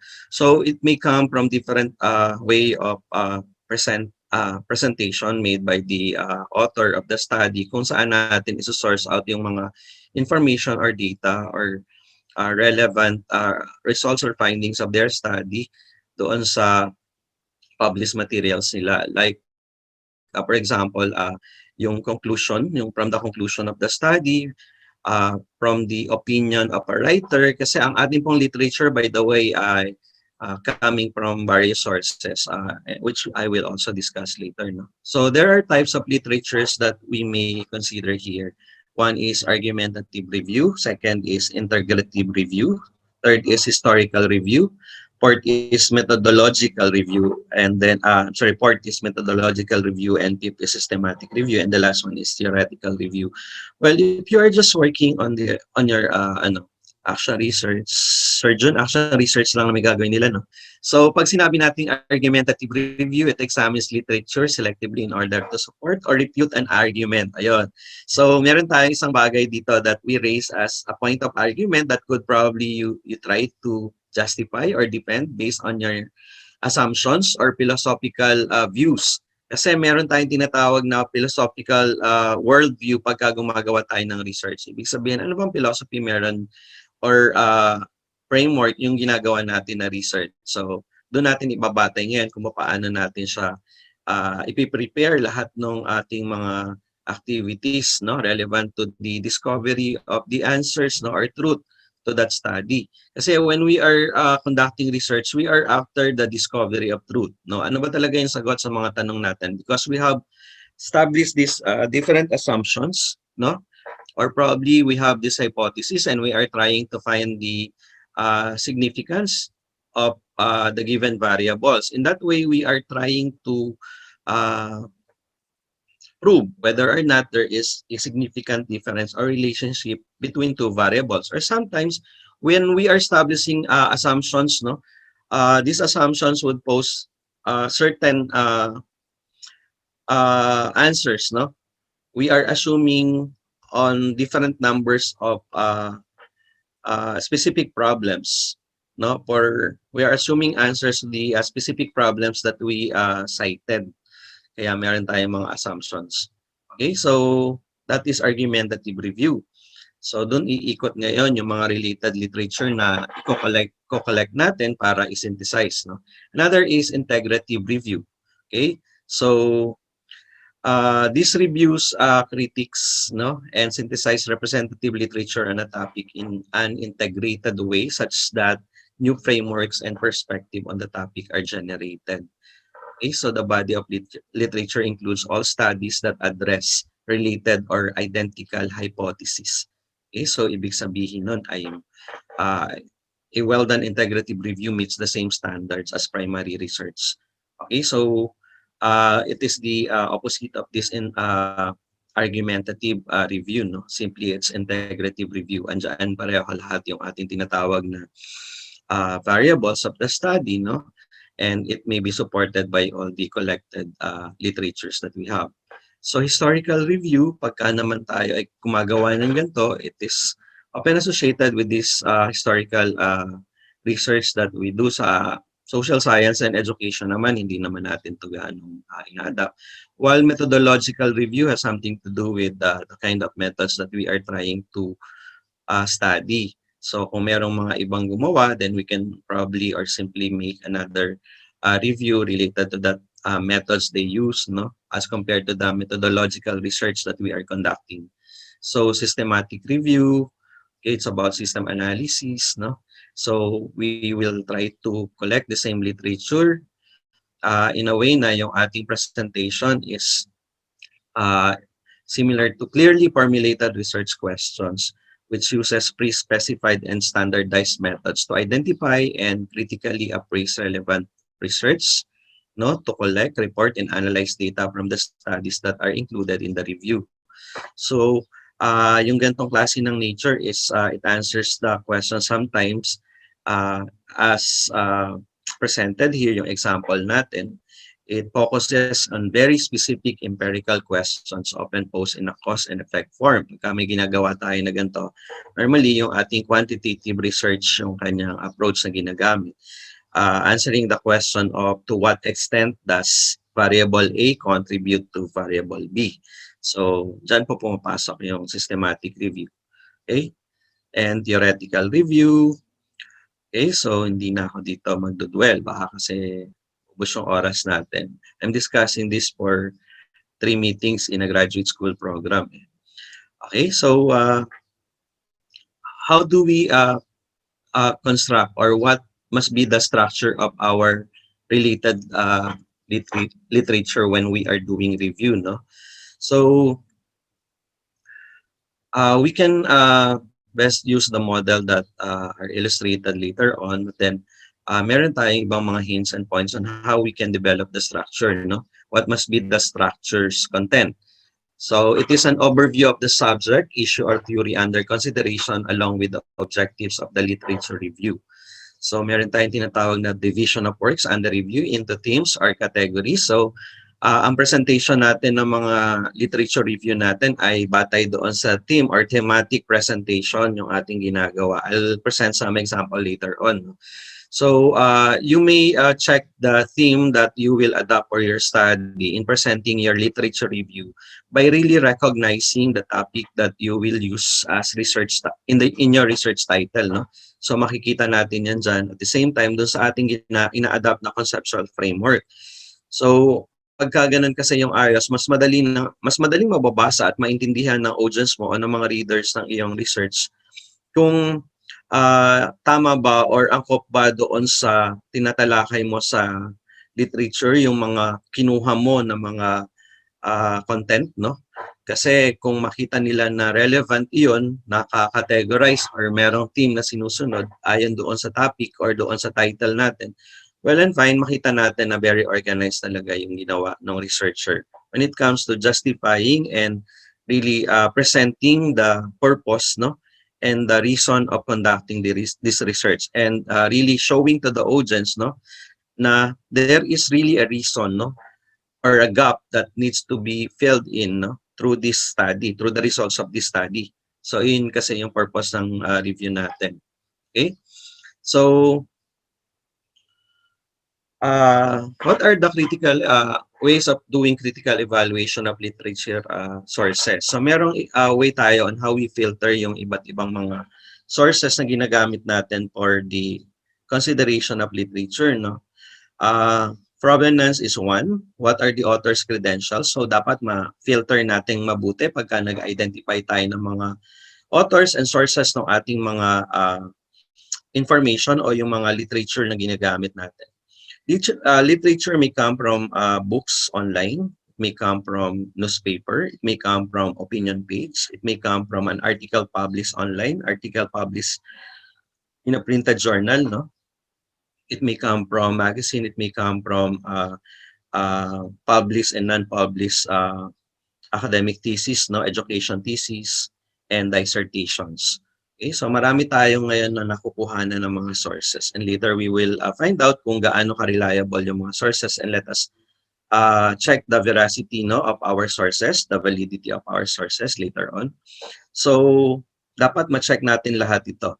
So primary historical material, case studies, narratives, whatever it is, dapat meron siyang nagmamanifest ng mga evidences that supports the author's credentials. Okay, so objectivity is the author's perspective, even handed or prejudicial. So meron tayong kinukuhanan minsan ng mga sources, i-check muna nating mabuti whether objective ba yung presentation ng kanyang study, which later on gagamitin natin sa study natin. Pagka ina-adapt natin sa study natin and it is carrying a bad impression or a negative connotation on its results and on the implication made by the judgment of the author or researcher, then it would not comply or conform to that criteria, and dapat we should do away with that kasi meron tayong mga tinatawag na ethical consideration in doing research. And if we would be identified to that kind of research findings made by this author, no, so hindi magiging ganun ka-strong or ganun ka-prominent yung impact or yung dating ng ating research study. So is contrary data considered or is certain pertinent information ignored to prove the author's point? So it is only serving the author, not necessarily serving the intention of the research. May mga ganun kasi minsan na lumalabas. Kaya nga, we need to filter the sources that we are using, no? And then persuasiveness, which of the author's thesis are most and least convincing? Yun. So hindi mo naman yan makikita, mga ma'am, answers kung hindi natin yan babasahin. Okay? Minsan kasi it is the laziness of the researcher, no? Though meron talagang ganun na basta kuha na lang tayo ng dampot ng dampot, copy-paste ng copy-paste. But then, hindi natin na-filter, hindi natin nabasa yung entirety ng mismong research. Hindi natin na-miss out natin yung part na kailangan natin makita na it would give bad impressions to our work later on pag na-incorporate na yan as part of our literature, no? And then the value. So we consider the value. Are the author's arguments and conclusions convincing? So once you analyze kasi minsan yung results ng study based doon sa mga, kung quantitative yan, yung kanyang approach na ginamit sa research, at makita mo yung results ng study ay hindi nakaakma doon sa conclusion na ginawa ng research, then it is not reliable at all. So, anong klaseng research yung ginawa na yan? So, dapat ma-validate natin mabuti yun. When you are a researcher, alam mo lahat ng angles and aspects ng research, from statistics to methods to content ng literature, and even understanding the mechanical preparations for your research study, no? Mechanical and technical preparations of that.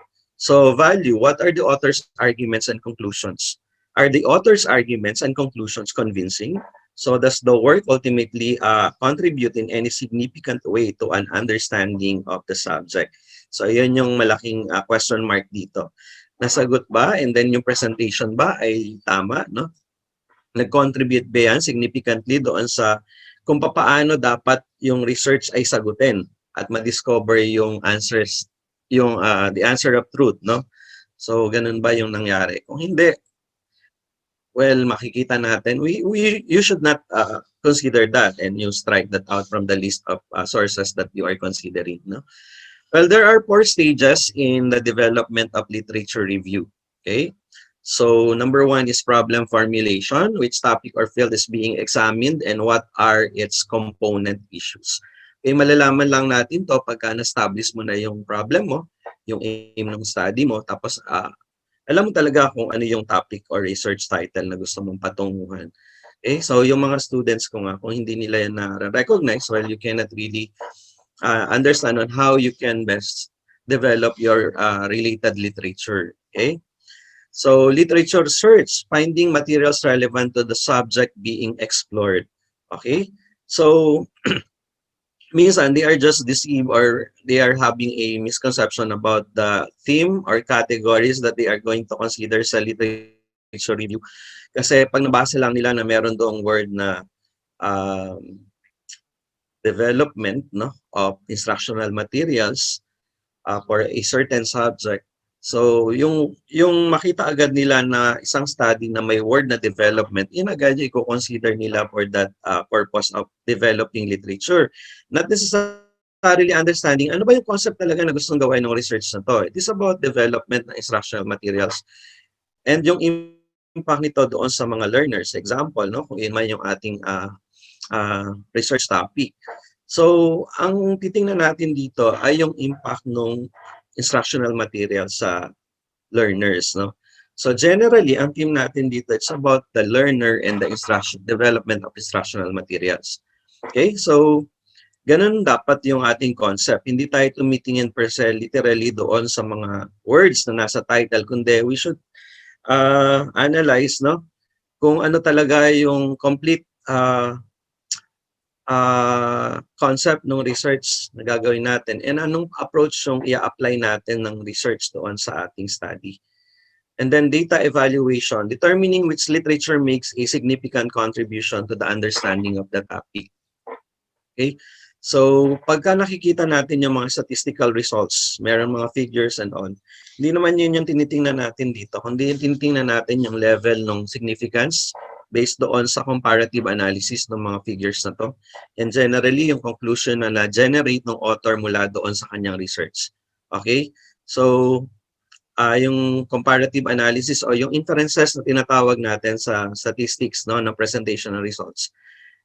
If the author happened to infer lahat ng mga results, lahat ng yung results ng statistical treatment sa variables kung saan ito ay tinest o kaya ay posited sa kanyang hypothesis. Yun yung titingnan natin kung ano ba yung naging result talaga. Okay? At yun yung ilalabas natin sa literature review. Hindi importante sa literature review na kopyahin natin lahat, even yung mga numerical figures or data na makita natin. Hindi yung relevant. Ang relevant lang talaga na kukuhanin natin doon yung results and the recommendations that probably makita natin doon sa last part ng study. No? So, minsan nagkakaroon tayo ng maling paraan on how we collect all our sources, no? Yung mga results ng mga study in our literature. Then, analysis and interpretation, discussing the findings and conclusion of pertinent literature. So, yun yun. So, hanapin natin yung problem na tinatakal niya. Then, ano-ano yung mga maaari nating magamit na literature mula doon na relevant doon sa kanyang study na na-explore natin.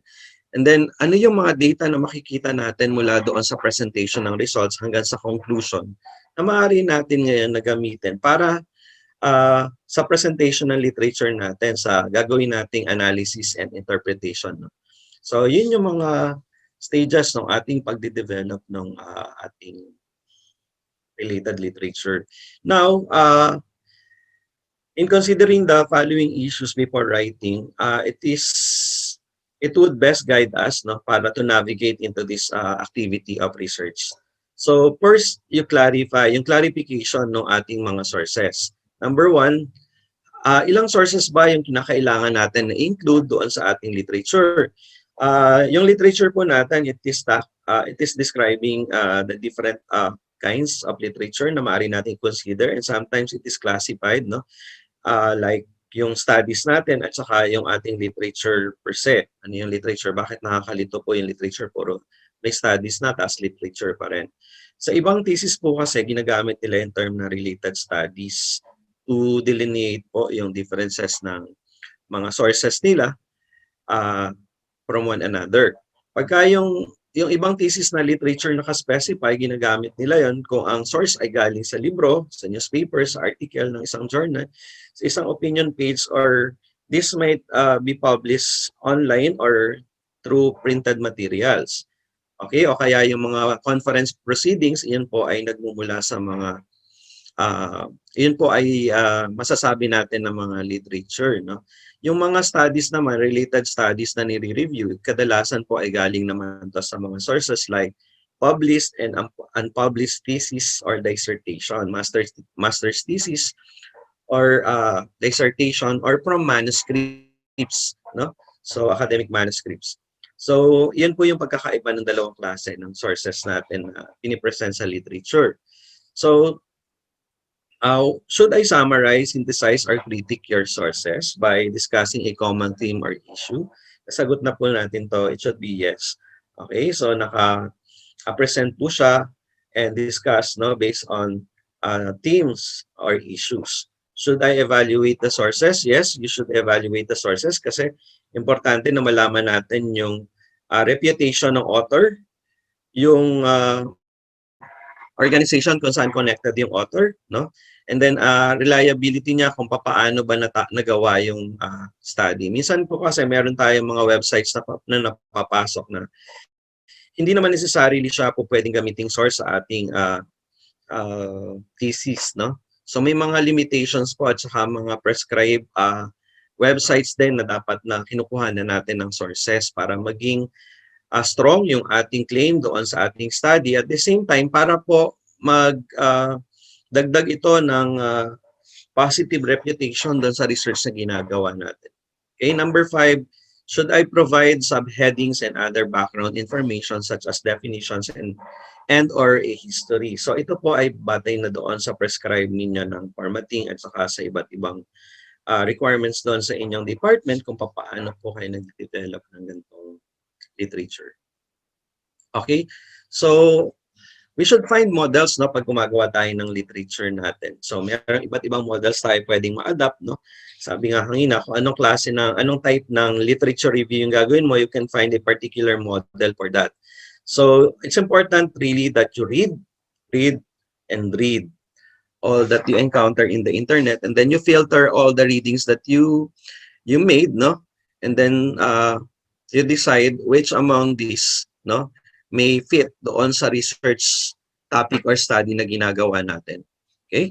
So use the exercise of reviewing the literature to examine how authors in your discipline or area, no, of interest have composed their literature review. So you can probably pattern your work on how they develop their literature review. So it is important that we also look onto the best models of literature review done by other authors, so that in a way we can also improve our craft or we can improve our outputs. So maganda po yan, we use modeling, no? Marami po tayong makikita na mga magagaling na writers and authors ng research na pwede naman natin din gamitin bilang model doon sa pagsusulat natin ng ating literature review. Then narrow the topic. The narrower your topic, the easier it will be to limit the number of sources you need to read in order to obtain a good survey of relevant resources. Minsan po, nami-misconstrued or misunderstood po ng researcher na pagka nakita niya yung mga key words, no, doon sa kanyang study, sa conceptual framework, lahat halos ang ginagawa niya ng related literature review na sangkatutak na lahat yung ginagawa, and then pinapahirap natin yung ating buhay. So, simplify your study na lamang, simplify your life, no? Huwag niyo pahirapan yung sarili niyo. You conceptualize and you come up with the theme, no, or focal topics of your research. Kung dalawa lamang yan, there's no problem at all. Kung dalawa lang, as long as you can contain all the substantial studies, no, or literature that you can draw out from all the readings that you made. So wala pong problema doon. So you categorize, you make a thematic discussions of your literature or your variables. Time relevance. Some disciplines require that you use information that is as current as possible. So may mga requirements po tayo pag gumagamit tayo ng mga literature. Other schools prefer at least mga 5 years ago yung studies na na-publish or na-complete na pwedeng gamitin as literature, especially kung thesis and dissertation, no? Doctorate dissertation or master's thesis o kaya ay isang manuscript from action research, pwede siyang gamitin for the past 5 years. Iba naman for the past 10 years. Depende po sa requirement ng inyong institution or organization. Okay, so yung time relevance kasi minsan ng information, especially may mga due consideration po kasi yan. Like yung if you are using yung mga books, no? Like for example, you are talking about the habits and development of cognition among learners in the 21st century. Hindi na po tayo gagamit ng mga theories na proven and tested for the for the longest times. Kung meron na po tayong makukuha ng mga theories na bago, no? At makabuluhan, relevant at this time, like ila Albert Bandura and all, pwede na po natin siyang gamitin. Okay, so, pero kung wala naman po tayong makukuha ng ibang mga relevant theories na associated or related sa study natin, still we can consider po yung mga time-tested theories na natin na talaga namang makabuluhan at relevant until now.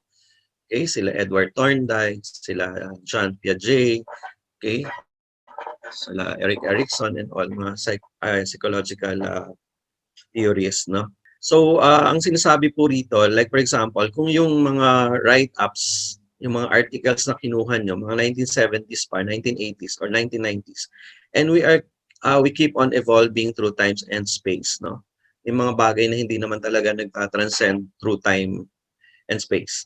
So, pwede po na one of the rule is disregard yung ganitong klase ng mga literature, no? So, halimbawa, yung mga findings ng gano'n o yung mga opinion nung time na yon sa isang magazine, sa isang literature na nakuha na natin, hindi na siya relevant at this time. So, hindi natin siya gagamitin. Yung habits na, halimbawa, ang ating topic is about learning habits, no? In the 21st century. Hindi natin magagamit yung mga literature na from different sources na ginawa pa ng 1980s, 1990s. Kasi entirely different na yung mga learning habits ngayon at may mga discoveries na at saka meron ng mga findings yung ibang mga studies ngayon concerning yung ating mga bagong generation ng learners like Generation Z, ano yung comparative, yung comparison nila doon sa ating mga millennials, yung sa ating mga alpha generations. So, yung mga ganun pong considerations na dapat napoforesee natin agad na tayo mismo, we can give our best judgment on which should be taken and considered as our literature and which should not be considered as our literature, no? So, time relevance. May tinatawag din po tayong hot topic, no? So, especially ngayon, what is the hot topic natin ngayon? So, about online learning, about pandemic, about COVID-19, about the resiliency of Filipino learners, and all other aspects that are related to online learning, flexible learning, modular distance learning, and all. So, ito po yung mga hot topics ngayon na nakadalasan. Napakarami niyong makukuha ng mga materials na magagamit sa literature, no? Then, thematic and conceptual categories. Na-discuss ko na po ito paulit-ulit kanina. It is organized around a topic or issue rather than the progression of time. So meron po tayong focal topic dito na iniikutan lahat ng mga discussion. I included here the steps in writing literature review as presented by John Creswell, no, in 2014, one of the renowned research proponent, no, introducing different kinds of research approach like yung ating ginagamit ngayon na very na madalas ginagamit medyo ginagamit na rin sa kasalukuyan ng mga researchers, no, yung mixed methods and qualitative na dati na rin naman nandiyan, ngayon na lamang natin na utilize ng gusto at na-appreciate, no. So according to him, a literature review means locating and summarizing the studies about the topic. So often these are research studies, no. And there is no single way to conduct a literature review, but many scholars proceed in a systematic fashion to capture, evaluate, and summarize the literature. Ito yung mga keywords, no? Systematic fashion of presenting all these findings of other authors in their research in comparative analysis with the one you're about to make, no? So you capture, you evaluate, and summarize the literature to make a synthesis. Okay? So, ano yung mga steps na ginagawa dyan? So, ito na po tayo. You begin by identifying the keywords. Yung sinasabi natin. Ano yung mga keywords na yan? Importantly, siguro ito yung mga variables na una nating maiko-consider, no? And then, you go to a library, which I think it is not realistic to happen right now, but you can go to the different sources. Ayan na yung mga susunod. So with the keywords in mind, go next to the library, no? You can use the internet kung meron kayong open access doon sa mga libraries na to. or you have this license bought by your school or the department, then pwede nyo pong gamitin yung mga online libraries natin so that you can maximize the utilization and all the opportunities that you can make use para po, excuse me, makapag-research tayo while at the comfort of our own home, no? Okay, so what are the different using your search engine, no, in the internet, no, you can make use of the different computerized databases that are probably, if you're not familiar with that, pero available po sila. So we have this Educational Resources Information Center, reliable source po yan, yung ERIC. Then EBSCO. Meron lang po itong mga subscription kasi na binabayaran, pero meron mga open library naman tayo, mga open e-library tayo, open access na pwede natin yan na magamit. Okay, so probably our facilitators here can provide you with that, with those access to this open library, no?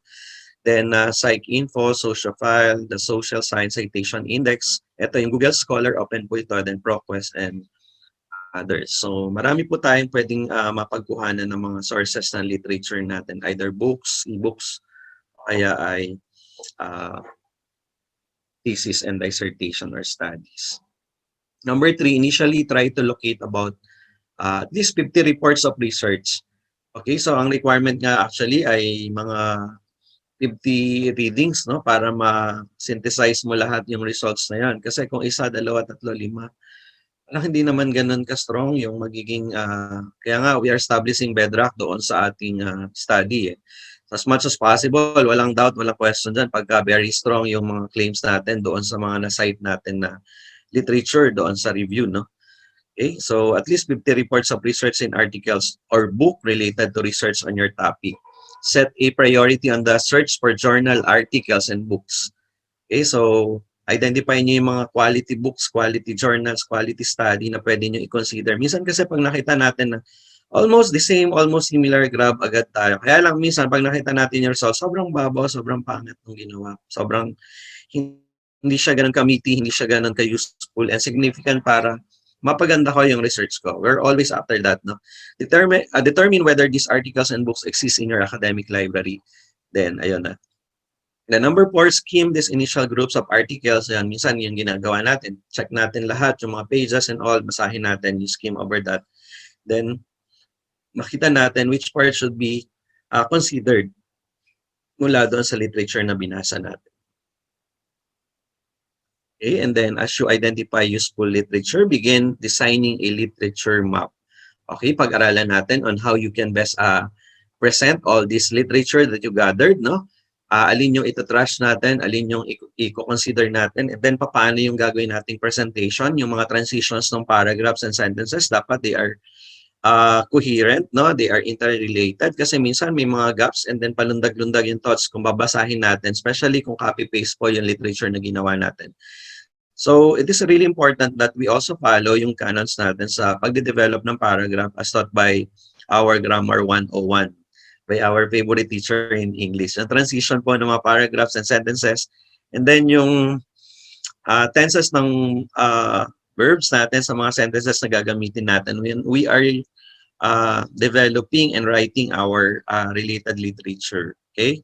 So as you put together the literature map, also begin to drop summaries of the most relevant articles. Ayun. So meron po tayong mga sinusunod on how we can best cite and attribute the authors that we made use yung kanilang mga studies.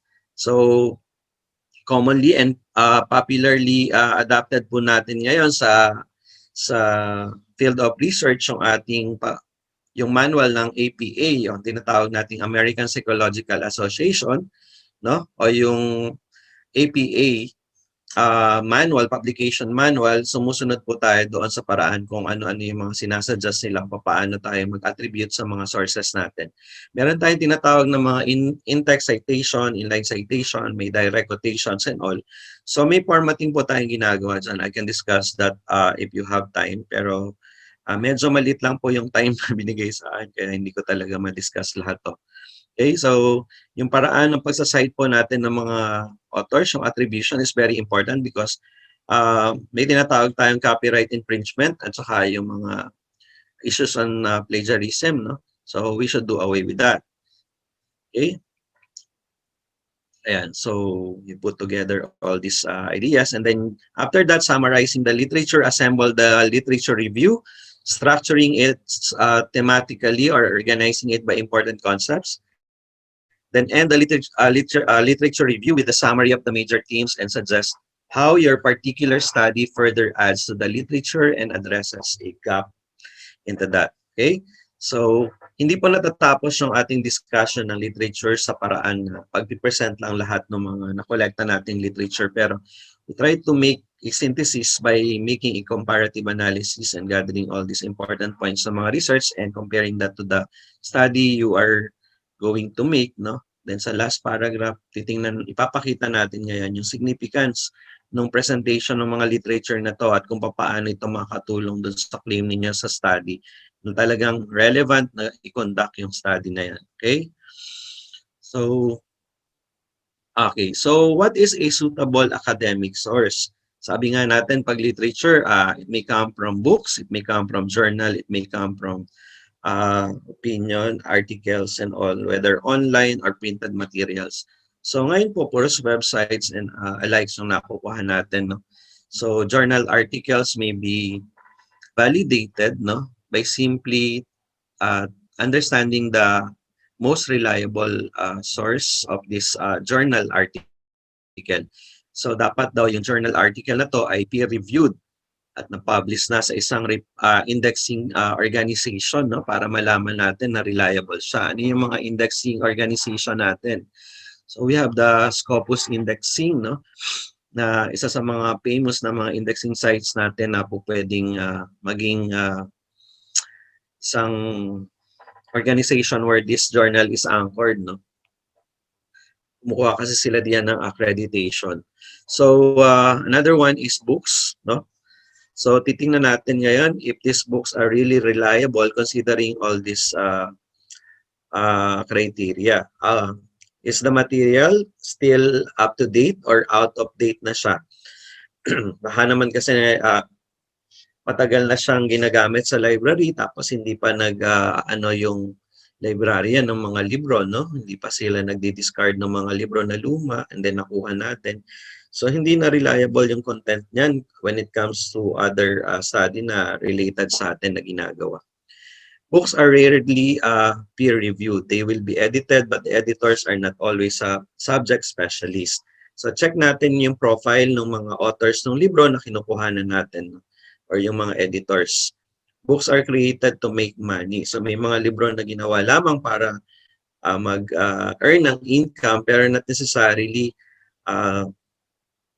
ma-serve yung intention kung saan kumukuha tayo ng information. So they are producing and publishing books just to sell more copies and to earn a lot of incomes, no? So dapat hindi ganun yung source na kinukuhanan natin. That is not to say you should not use books. So hindi naman ibig sabihin na hindi dapat gumamit ng libro. Okay?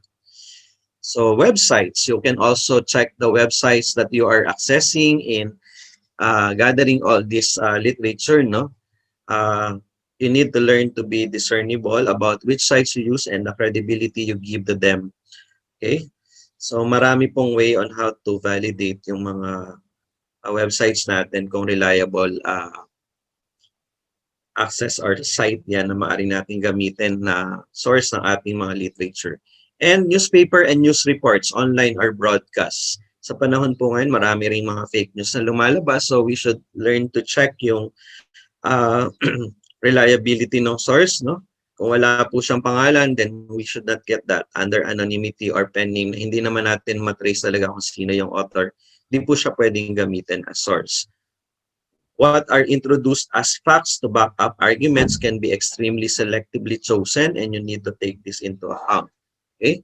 So, newspaper articles are good ways of evidencing public opinion, and for historians, they offer a unique insight into some time periods. Okay, so sa research po kasi we don't accept naman yung opinionated statement, especially from the authors. Pagka magja-generate tayo ng conclusion at saka interpretation ng ating mga ng results. Then, gathering opinions from published articles in a newspaper may be useful sa ating review of literature kasi galing naman po yan sa isang reputable source. No? Pero ang sinasabi kasi na hindi pwede ay kung yan ay manggagaling mula dun sa mismong writer or author or researcher na we are delivering opinions doon sa mga results ng study natin. So ang research po kasi is very science-based. In a way, lahat ng procedure natin ay scientific, no? So we don't rely on speculations and opinions. So lahat po ng ating generate na results, including conclusion and recommendation, may basis tayo based doon sa ginawang statistical treatment or through the conduct of different methods or techniques, no, as employed in quantitative or qualitative approach in research or mixed methods. Ayun. Okay? So, yan for my sources. Ito po. And then, I do not know if I satisfied what you are looking for in this discussion, but then let me end my presentation to everyone this afternoon with this quotation that to do the right thing, I have to have time to do research. Ito po sana yung ating pong maging slogan for ourselves in engaging ourselves to research. No? So there's no shortcuts, there's no other way but really to learn how to write, no? In order for you to do research. Yan. So sa mga estudyante ko po lagi sa research, no, sa methods of research, lagi kong sinasabi, to be a good researcher, you should learn how to write, you should learn how to research, no? You learn how to discern all the information coming to you and you are picking. And at the same time, you have a good judgment about your grammar. Yan. Okay, so yan po yung mga prerequisites natin pagdating sa research. Okay? So with that, thank you very much for listening. If you have some things that I probably missed, then you may probably ask questions right now and I would be willing to listen and answer your questions. All right, that's all for the presentation of our second lecturer. Thank you so much, Dr. Mercado, for the very rich discussion about working on related studies.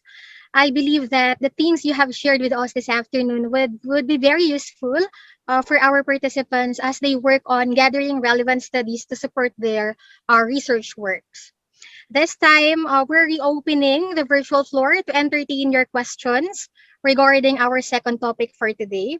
Everyone, we encourage you to send your questions dun po sa ating chat box or if you like, pwede rin nyo namang i-unmute yung sarili nyo po para personally matanong nyo po yung mga questions nyo. Please take the opportunity to ask your questions habang nandito po yung ating speaker para mas ma-assist niya po tayo sa paggawa niyo po ng inyong mga researches. Good afternoon, ma'am. Yes, sir. This is Christian from Lucanin Elementary School. May malit lang po akong katanungan, ma'am. Sure, sir. Okay. So, medyo na late po ako, no? So, do we have to arrange our sources from local to foreign sources? Because we have some local writers and foreign writers. So do we have to specify whether it's a foreign or a local writer based on the write-ups? Dr. Mercado? Yeah, can I answer that? Yes, sir. Okay, yung kasing isa yun sa mga considerations that your agency or organization might consider, no? In this case kasi, we only, in our case, sa aming school, sa Bulacan State University, and probably in other school, when we are developing thesis, it is prescribed that you separate yung inyong foreign from local, foreign and local sources, no? So, both in both in related studies and literature. Pero yung kung action research yung gagawin natin, kasi parang baby version lamang ito ng thesis eh. So doing that would just make your research appear longer, no? As yung discussion would be lengthy. So ang if you are familiar with the format yung IMRAD, kung in man yung ina-adapt ninyo, so hindi naman po inihiwalay doon yung mga foreign at saka yung mga local sources. Actually, yung mga related studies, literature doon, magkakasama na halos, pati yung galing sa mga published and unpublished manuscripts or thesis, pati yung galing sa libro at saka sa journal. So magkakasama na po doon. Kasi sa introduction, ay naka-fuse na or magkakasama na yung introduction ng study or background of the study, including yung review ng related literature. So, for me, the way I see it, pero I'm not prescribing it, baka kasi iba ina-adapt ninyo eh.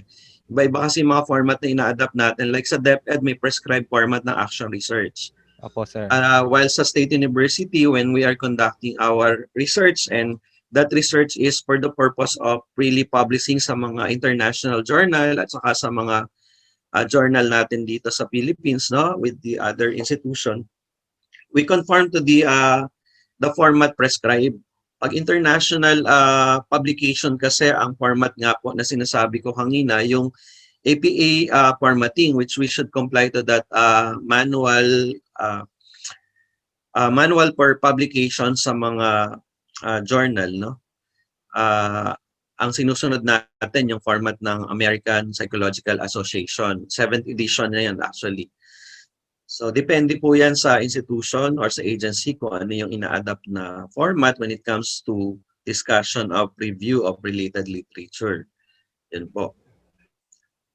Ako po, I'm knowledgeable na sa DepEd may sarili pong format ng action research, and I think you should subscribe to that. Salamat po, sir. Thank you.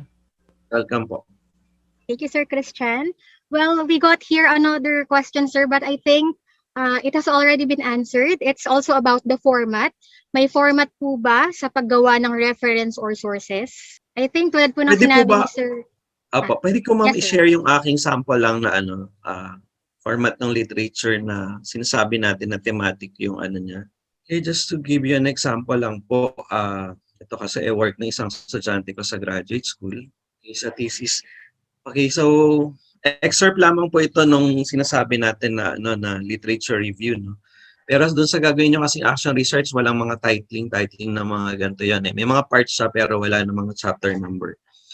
Okay, so example, if the title of the research is about differentiated instruction in teaching geometry among grade 9 students, yung thematic discussion po, of course, ito yung introduction. This introduction provide us background and overview about what the study is all about, no? And this part would convince the audience. When we say audience, yung mga readers at saka yung mga or probable beneficiary nitong study, would convince them na talagang may pangangailangan kaya ginagawa yung study. And then when it comes to review of related literature, may introduction po silang ginagawa rito actually sa first paragraph. And then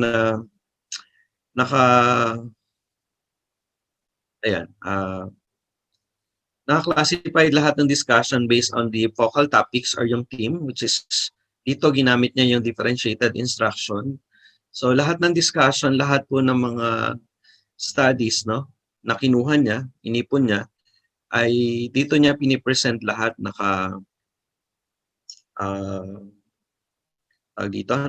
sila lahat having similar results. Diyan niya ginagawa yung comparative analysis at saka yung synthesis doon sa study. So differentiated instruction po yung ginamit niyang isang theme with the number of studies or literature yung ginamit niya. Ang sinasabi nga doon mga at least 50. Pero sa ganyan pong klase ng action research, siguro naman you can synthesize yung 50 na yan and masimplify niyo yung presentation na hindi na ganito kahaba. Kasi sa mga research for publication sa journal, may number of words po na nire-require. Pero sa DepEd, hindi ko po alam kung may mga requirements pa kayo sa number of words. Usually, mga from 4,000 to 8,000 words yung content dapat ng mga research for publication sa mga journals po natin internationally. And then sinasabi rin doon, dapat ay more or less you may consider yung conceptual framework niyo when you are developing your related literature. Kasi doon iikot lahat yung discussion nyo kung paano mechanically naka-arrange doon sa presentation ng conceptual framework yung ating discussion. So, sa haba po nung discussion nung isang part, no, differentiated instruction. Ito naman, differentiated strategies, yung second theme na ginamit ng author. Yan, napakarami niyang mga sinite na kung sino-sino dyan. Kaya po ang sinasabi ko sa inyo, talagang you really need to devote time po in conducting research. Kasi ito po yung matrabahong part dito maghanap ng mga literature. Yung second part naman is floating your research survey and doing the interpretation. Okay, so theoretical framework, ito po yung sinasabi ko na conceptual framework. So kung gagawa tayo ng review, dapat umiikot siya rito sa conceptual framework natin. Kung anong klase na activity yung gagawain sa research, illustrated po yan sa conceptual framework natin. Okay, like differentiated instruction po yung sinite niya rito.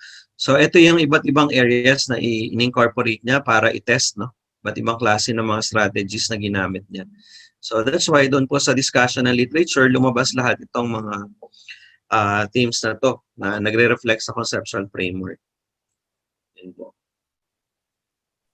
Okay, thank you, sir. So in addition to that, two from our participants have responded to the question about format.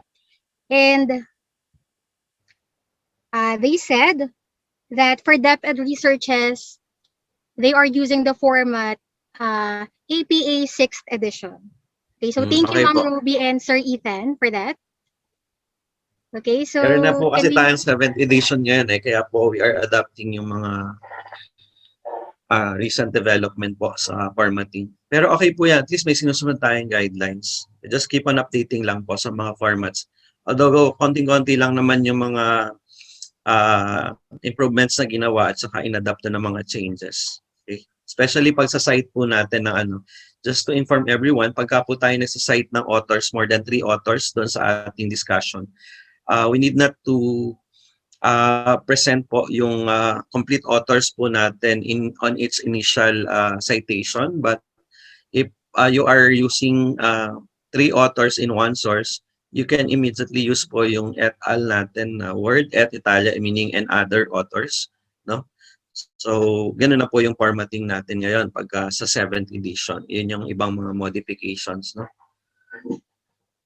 Dati po kasi medyo tayo doon pagka unang citation, dapat lahat ng authors should be introduced all the last names, including kung 7 authors man yan, lahat ng 7 authors dapat spell out lahat yung last name nila doon and followed by the year. Pero ngayon po, you can make use of that formatting na sa 7th edition na if you're using a source with more than 3 authors and more, at the initial citation po, you can immediately use et al. No? Like for example, Mercado et al.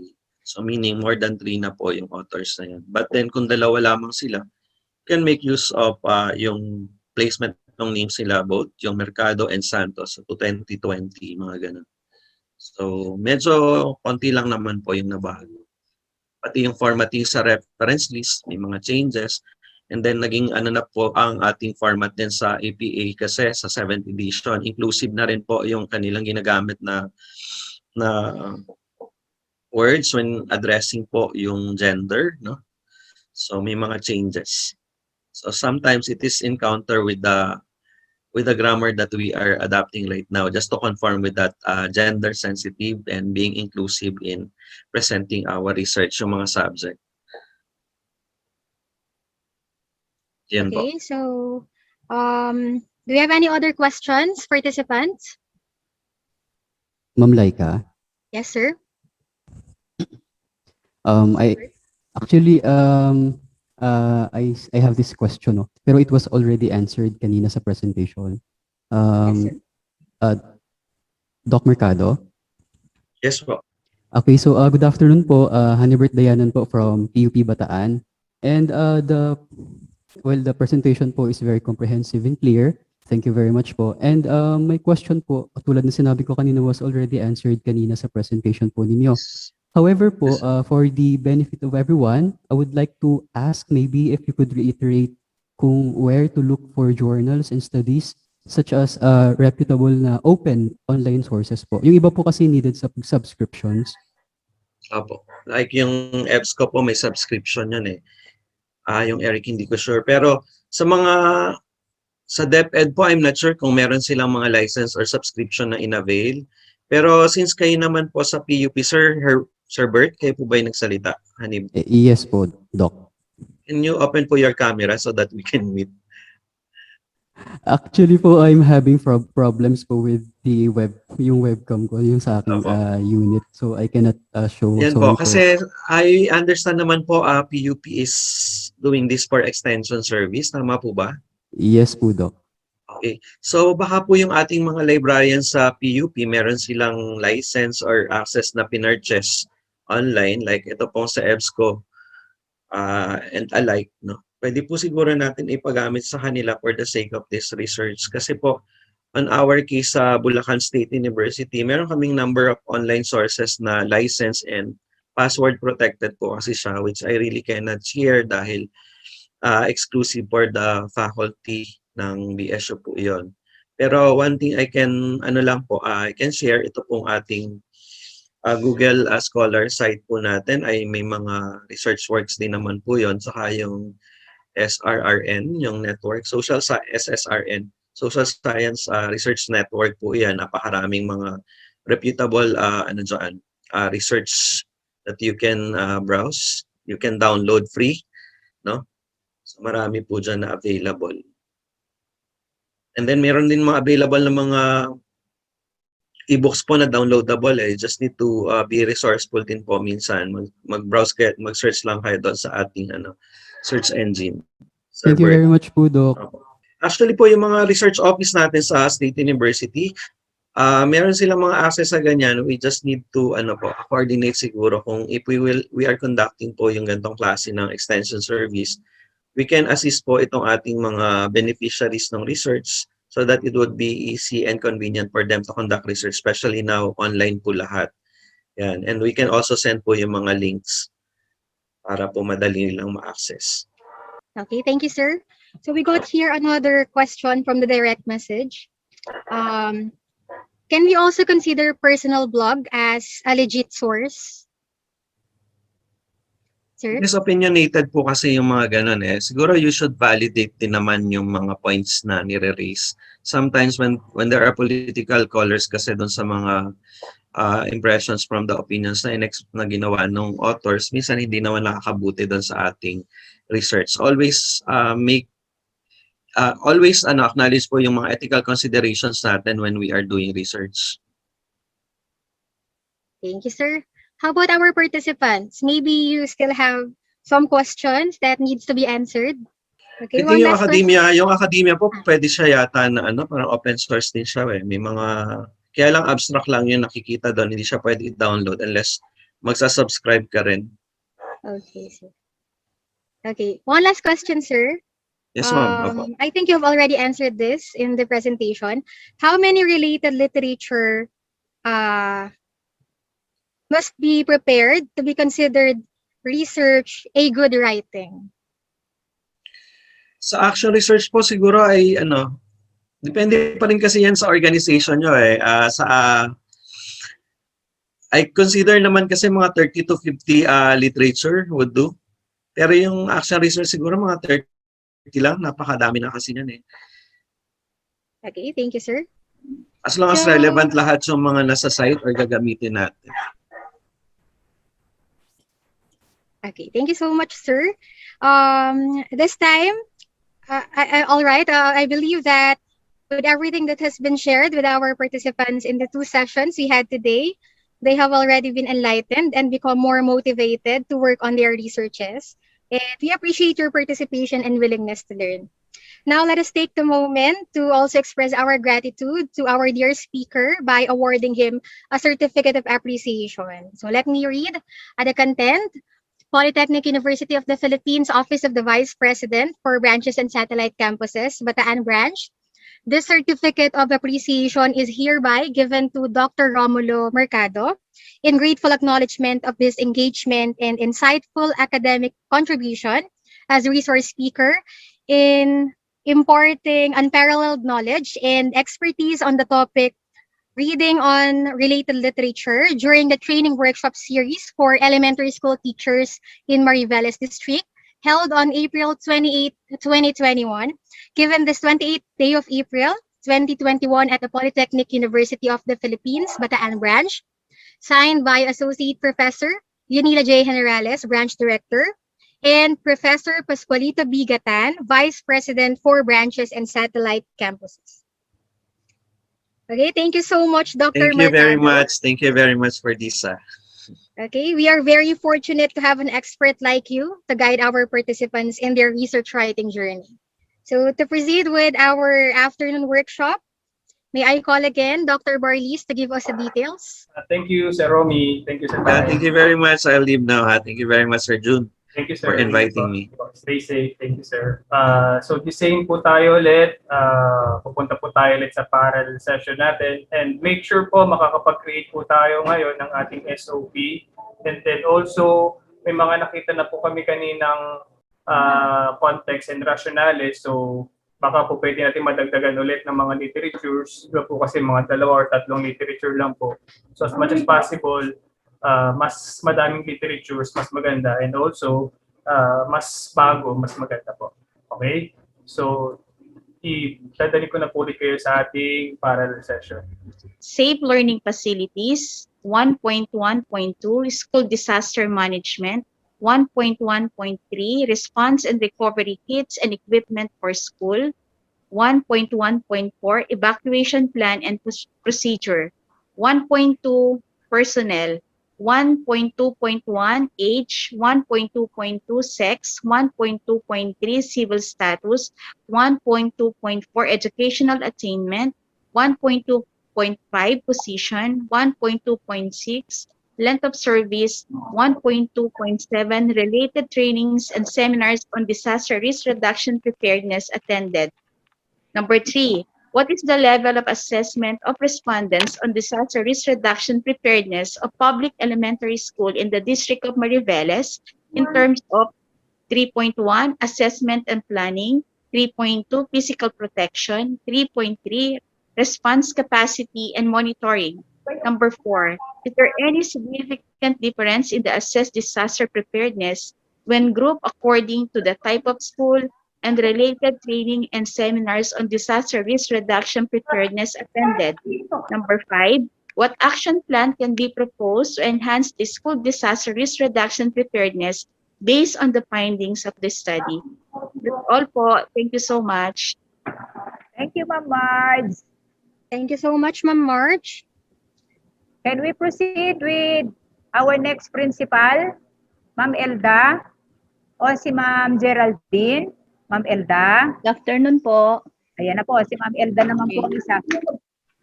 Ito po yung sa akin. My working title is School Personnel's Mental Health Status, Coping Mechanisms, and its Effect on Their Work Performance. Statement of the problem or the research question. The study will determine the effect of mental health status of school personnel in a public elementary school in the District of Mariveles, Schools Division of Bataan on their work performance during the school year 2020-2021. Specifically, it will seek to answer the following questions. Number 1, what is the profile of the respondents described in terms of 1.1 teaching personnel, 1.1.1 age, 1.1.2 sex, 1.1.3 civil status, 1.1.4 educational attainment, 1.1.5 position, 1.1.6 length of service. Then 1.2 non-teaching personnel, 1.1.1 age, 1.1.2 sex, 1.1.3 civil status, 1.1.4 educational attainment, 1.1.5 position, 1.1.6 length of service. Number 2, what is the mental health status of the school personnel, teaching and non-teaching? Number 3, what coping mechanisms do they have at present and how can it be helpful to their performance? Number 4, is there any significant relationship between the mental health status of school personnel and their work performance in school? And finally, number 5, what intervention program can be proposed to improve the mental health status of school personnel, which will also improve their work performance? Yun lang po. Maraming salamat po. Thank you, Ma'am Elda. Si Ma'am Pebi na po. So, this is my working title, The Impact of School Head and Master Teachers Mentoring Practices to the Career Development of the Elementary Teachers in a Public School in the District of Mariveles. The study will determine the impact of the school head and master teacher mentoring practices to the classroom performance of elementary teachers. Anyway po, i-edit ko po ulit yung title ko. Anyway, ano pa naman yan? Working title pa yan. Sige. In the District of Mariveles. Specifically, it will seek to address the following questions. 1. How do the mentoring practices of the school head and the master teachers describe in relation to 1.1 Mastery of content knowledge, 1.2 Teaching strategies, 1.3 Classroom management, 1.4 Supervision of curricular and co-curricular program, 1.5 Preparation of assessment tools, and number 2, what is the performance rating of the teachers prior to the mentoring practices? And lastly, number 3, how do the mentoring practices impact the performance of the teachers? Yun lang po. Maraming salamat, Ma'am Pebi. So, Thank you so much, Ma'am Phoebe. Sila po ay na-pressure, kaya sa maikling panahon, nakapag-produce na po sila ng statement of the problem. Thank you so much. Thank you so much po sa Ma'am Santos and of course to your dear members. Okay, this time let us move to the other groups. Good afternoon po. Yes po. From Sir Benji Manila's group po. Okay, ma'am. Continue po. Okay po. So, our proposed title is Sing, Spell, Read and Write Through Radio Broadcasting Instruction, a program to improve vocabulary and comprehension skills of grade 2 and 3 high-risk pupils. Statement of the problem. This action research aims to improve the level of performance in vocabulary and comprehension skills of grade 2 and 3 pupils by adopting the Sing, Spell, Read and Write with radio broadcast instructions. Specifically, it intends to answer the following questions. First, what is the level of vocabulary and comprehension skills of grade 2 and 3 pupils in reading English based on the pre-diagnostic test? Second, what is the level of vocabulary and comprehension skills of grade 2 and 3 pupils in reading English before and after the study? And third, is there a significant difference in the level of vocabulary and comprehension skills of grade 2 and 3 in reading English before and after the study? That's all po. Thank you. Thank you so much, Ma'am Guevara. Okay. Can we hear someone from the group of Sir Fajardo? Anyone from the group of Sir Fajardo? Pwede ba nating tawagin si Ma'am Lorna? Hello po, Ma'am sir. Lorna. Nandito po ako. Sige, ma'am. Okay. Present na po kayo Proceed, ng... ma'am. Okay po. I-share ko lang po yung sa akin, ma'am. Nakikita na po ba, ma'am? Yes, ma'am. Yes, ma'am. Okay. So, the title of my study is regarding computer-assisted instruction, an effective way to improve pupil skills in solving physics problems. So I am not going to read one by one regarding my context and rationale. I am going to present it right here. But when it comes to the research question, I am going to recite it one by one. Wait po. So this is the result of my context and rationale. And still, I am going to add some more of the literature regarding Kai and physics problem solving. Ayan po yung sa akin. Okay. So let us proceed to my research questions.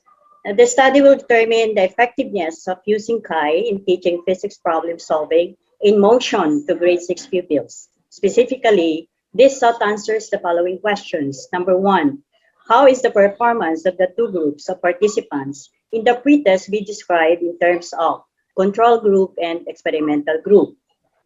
Next, how is the performance of the two groups of participants in the post-test be described in terms of control group again and the experimental group?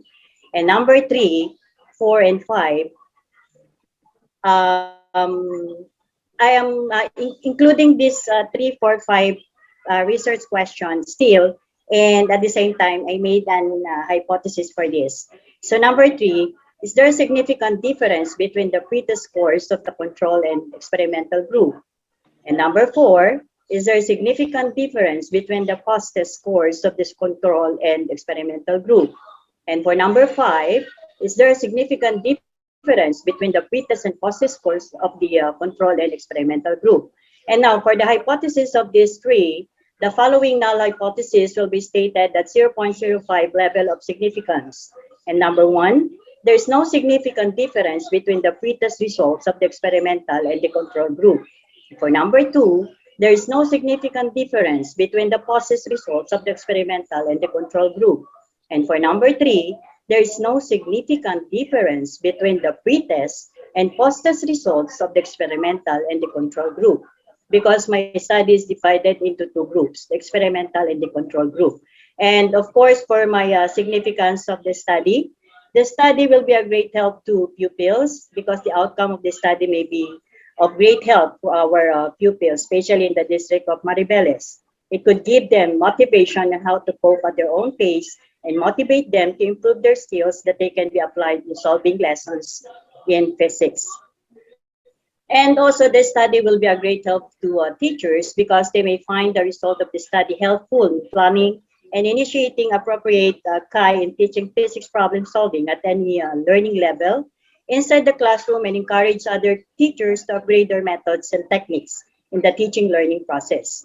And also, I have here the school administrators. The result of the study may serve as a blueprint to school heads.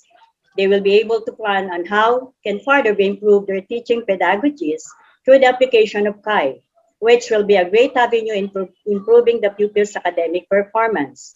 And also, I included the future researchers. To the future researchers, this study may offer literature and findings that they may find useful in the conduct of their study.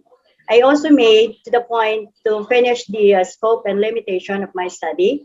And this proposed study will focus on determining the effectiveness of CAI in solving physics problems in motion and improving the skills of the grade 6 pupils through experimental method.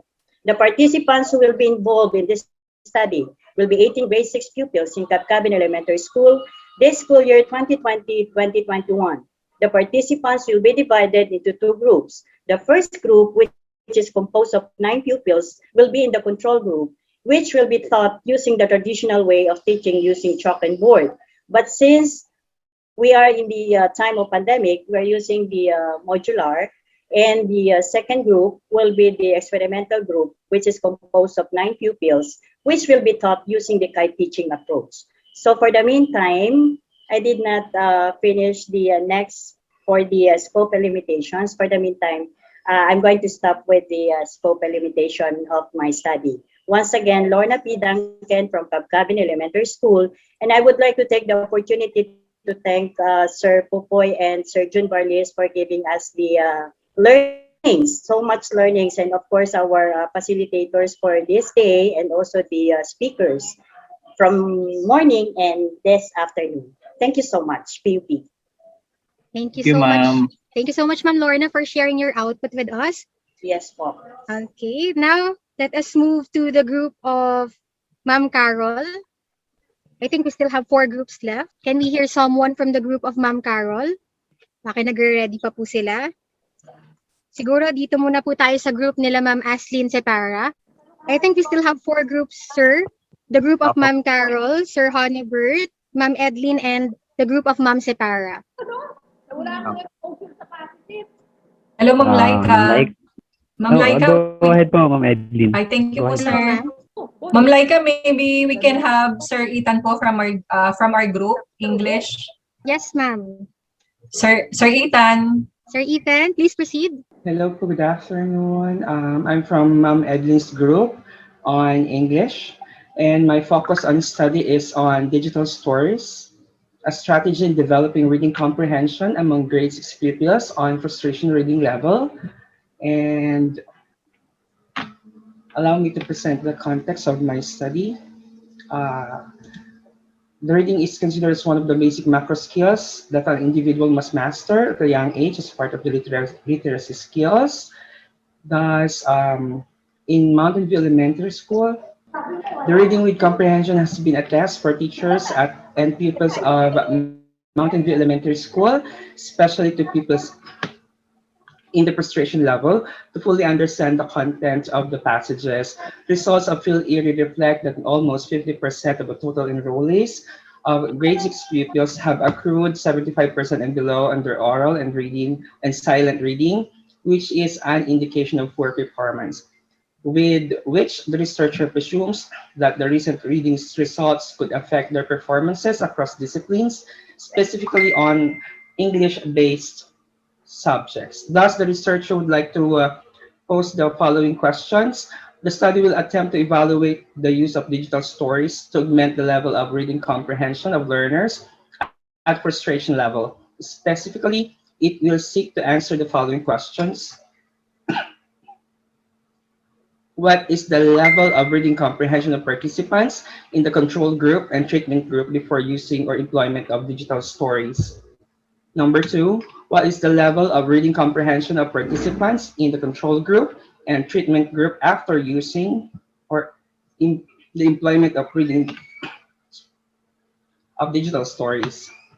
Number three, what are the observed effects of digital stories on the respondents' reading performance in terms of number 3.1, enriched vocabulary, 3.2, enhanced memory, 3.3, retained focus? For the hypothesis, there is no significant difference on the level of reading comprehension of participants in the control group and treatment group before the employment of digital stories.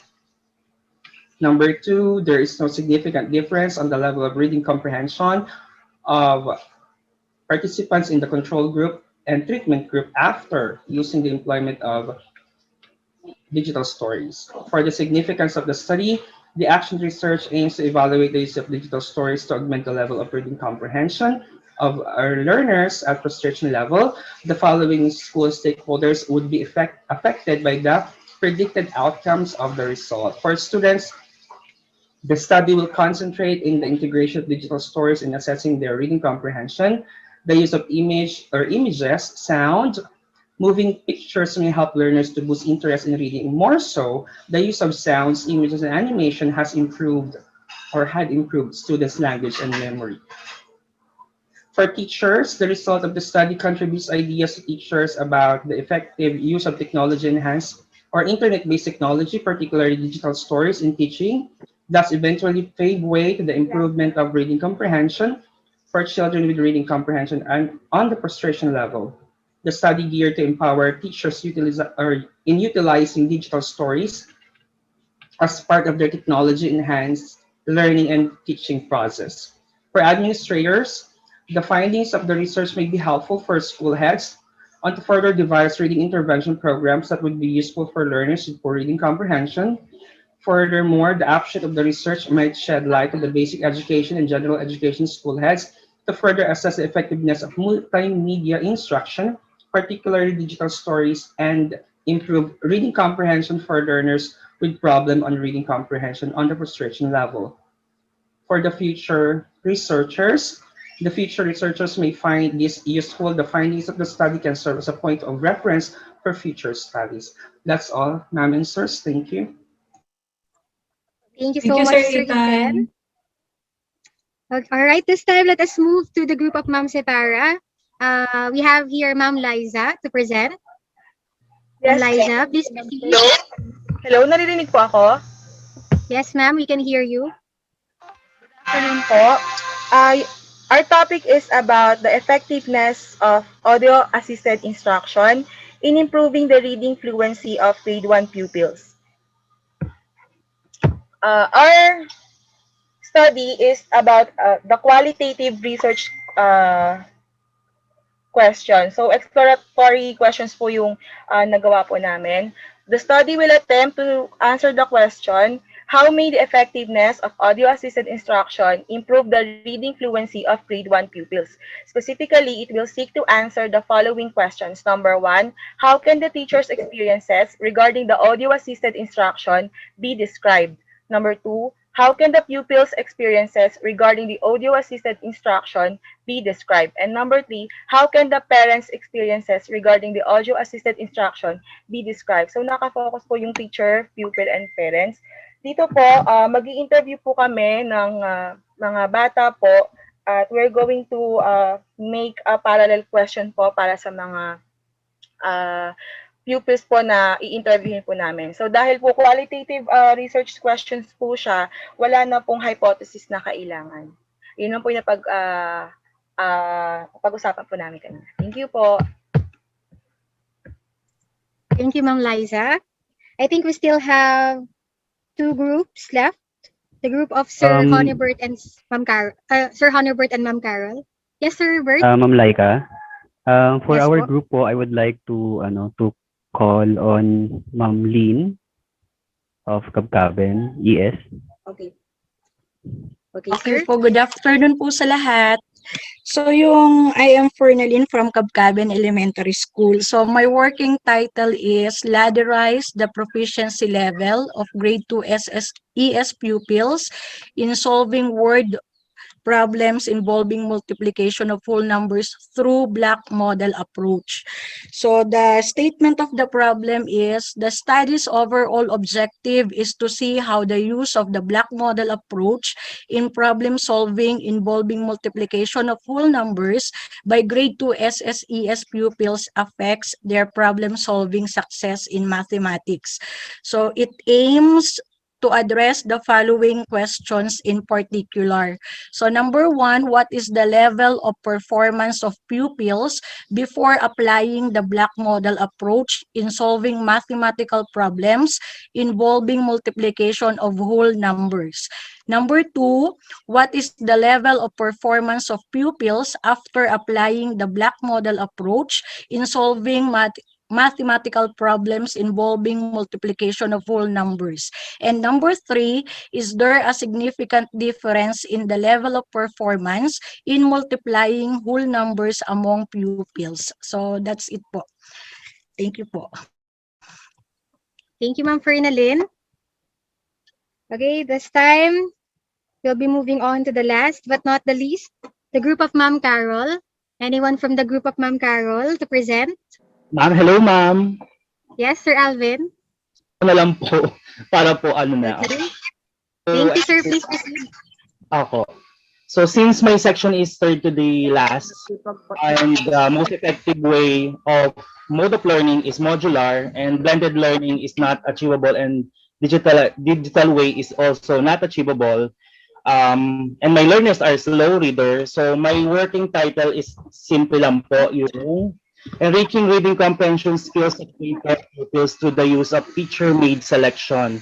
So my study will attempt to improve or enrich reading comprehension skills at select grade 4 pupils at Antonio Juliamas Elementary School, school year 2020-2021 through the use of short reading selection, the higher order thinking activities. And specifically, it will also seek answers to the following questions. Number 1, what is the level of comprehension of the pupils in the control and experimental group before using the intervention material? And then number 2, what is the level of comprehension of the pupils in the control and experimental group after using the intervention material? And lastly, is there a significant difference between the learner's performance based on the pre-test and post-test? So ayun lamang po, ma'am. Thank you so much po, Sir Alvin.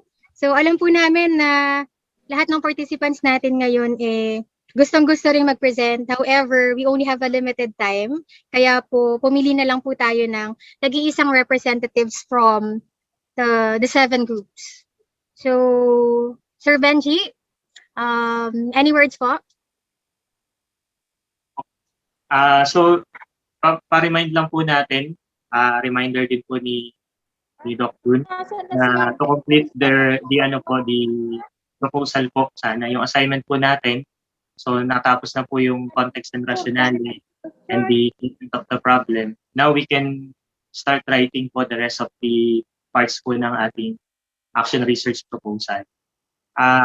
Na-share na po nila Ma'am Ma'am Leanne and Ma'am Roby yung mga needed, yung mga useful files po na pwede nating magamit in writing our proposal. So paki-gather nyo na lang po doon, paki-download nyo na po doon sa ating group sa GC po natin. And also po ma'am, kung nandito po si Ma'am Leanne, gusto po din namin i-raise yung questions po sana ng mga teachers kanina regarding yung language po na gagamitin nila sa kanilang research proposal. Andito po ba si Ma'am Lea? Parang wala ata siya, sir. Yes po, sir. Nandito po. Nandito pala. Sorry, ma'am. Sorry. Ma'am, kasi po kahit na nag-post tayo kanina po sa GC natin, still there are some teachers po who are asking po about po dun sa may language po na gagawin. Baka po pwede natin ma-clarify po dito sa Po, yes po. Ni-remind po tayo ng SDO na kapag gagawa tayo ng action research, of course, meron niyang intervention. Ang gagamit po niyan ay mga estudyante natin. So, in line dun sa paggamit nila, kailangan po ay ang ating intervention ay nakasulat or ang nagawa natin is nakaline sa medium of instruction na ginagamit natin in that particular subject at grade level. Say, yun nga pong sinabi kong example, kung let's say math yan, kung halimbawa grade 3 siya, at ito ay intervention, gagawin natin ito ng mother tongue. Kasi sa mother tongue natin tinuturo ang math 3. Ganun po. However, kung ito naman po ay applied research, though about sa math din siya, math 3, hindi po natin pwedeng gamitin yung mother tongue. Kasi wala naman tayong itetest na intervention for that particular research. However, yung ipinresent ni Ma'am Pernaline kanina, though math 2 siya, math 2, and action research, English ang kanyang medium kasi SSES ang kanyang tinitest or ang respondents, wherein dun sa particular program na yon ay English ang medium of instruction ng math. Kaya okay lang po yun.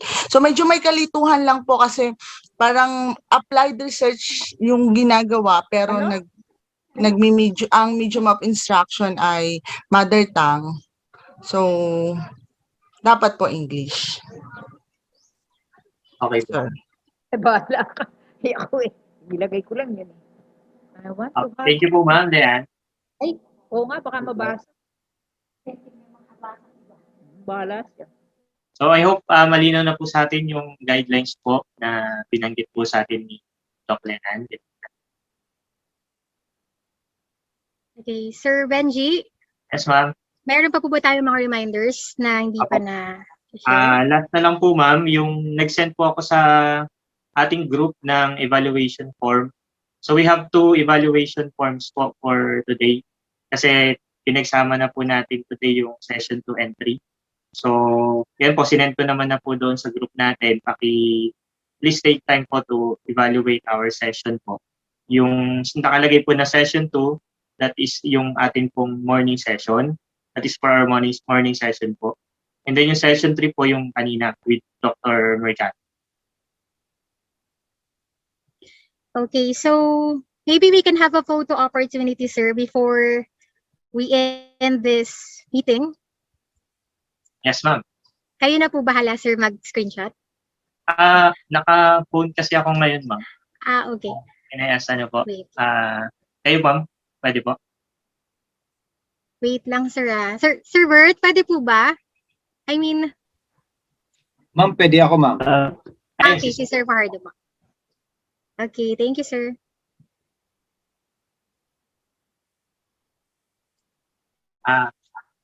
May we request po all the participants to open your camera. Yes, please. And Ismail. Doc Benji, I'm sorry, no, I cannot open my camera kasi I have problems with my unit right now. Okay. Thank you. Sir, naka-smile naman yung picture mo. Pogi naman ng picture ni Sir Bert, kaya okay na yan. Dapat po pala nagpalit na ako ng profile picture, no? Hintayin po natin yung iba. Ma'am Kaysel, Ma'am Leslie, Ma'am Phoebe, Ma'am Rochelle, Ma'am Geraldine. Kailan po natin sila saglit.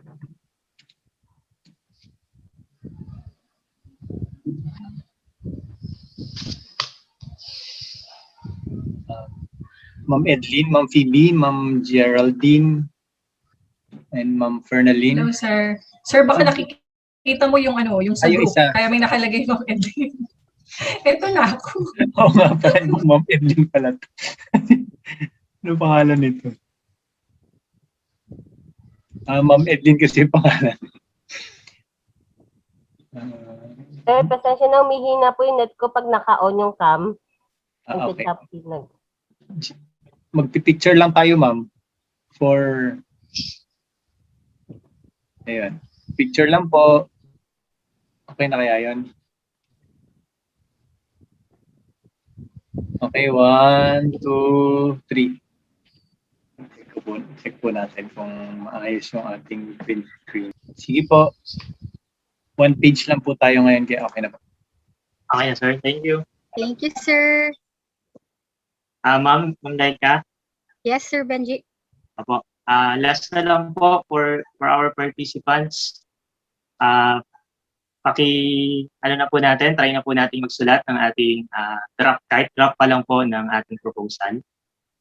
Anyway, we cannot do this in one sitting. So, kailangan po mayroon tayong time management, may discipline po. Like, we can siguro po allot time po dito sa paggawa ng ating proposal everyday.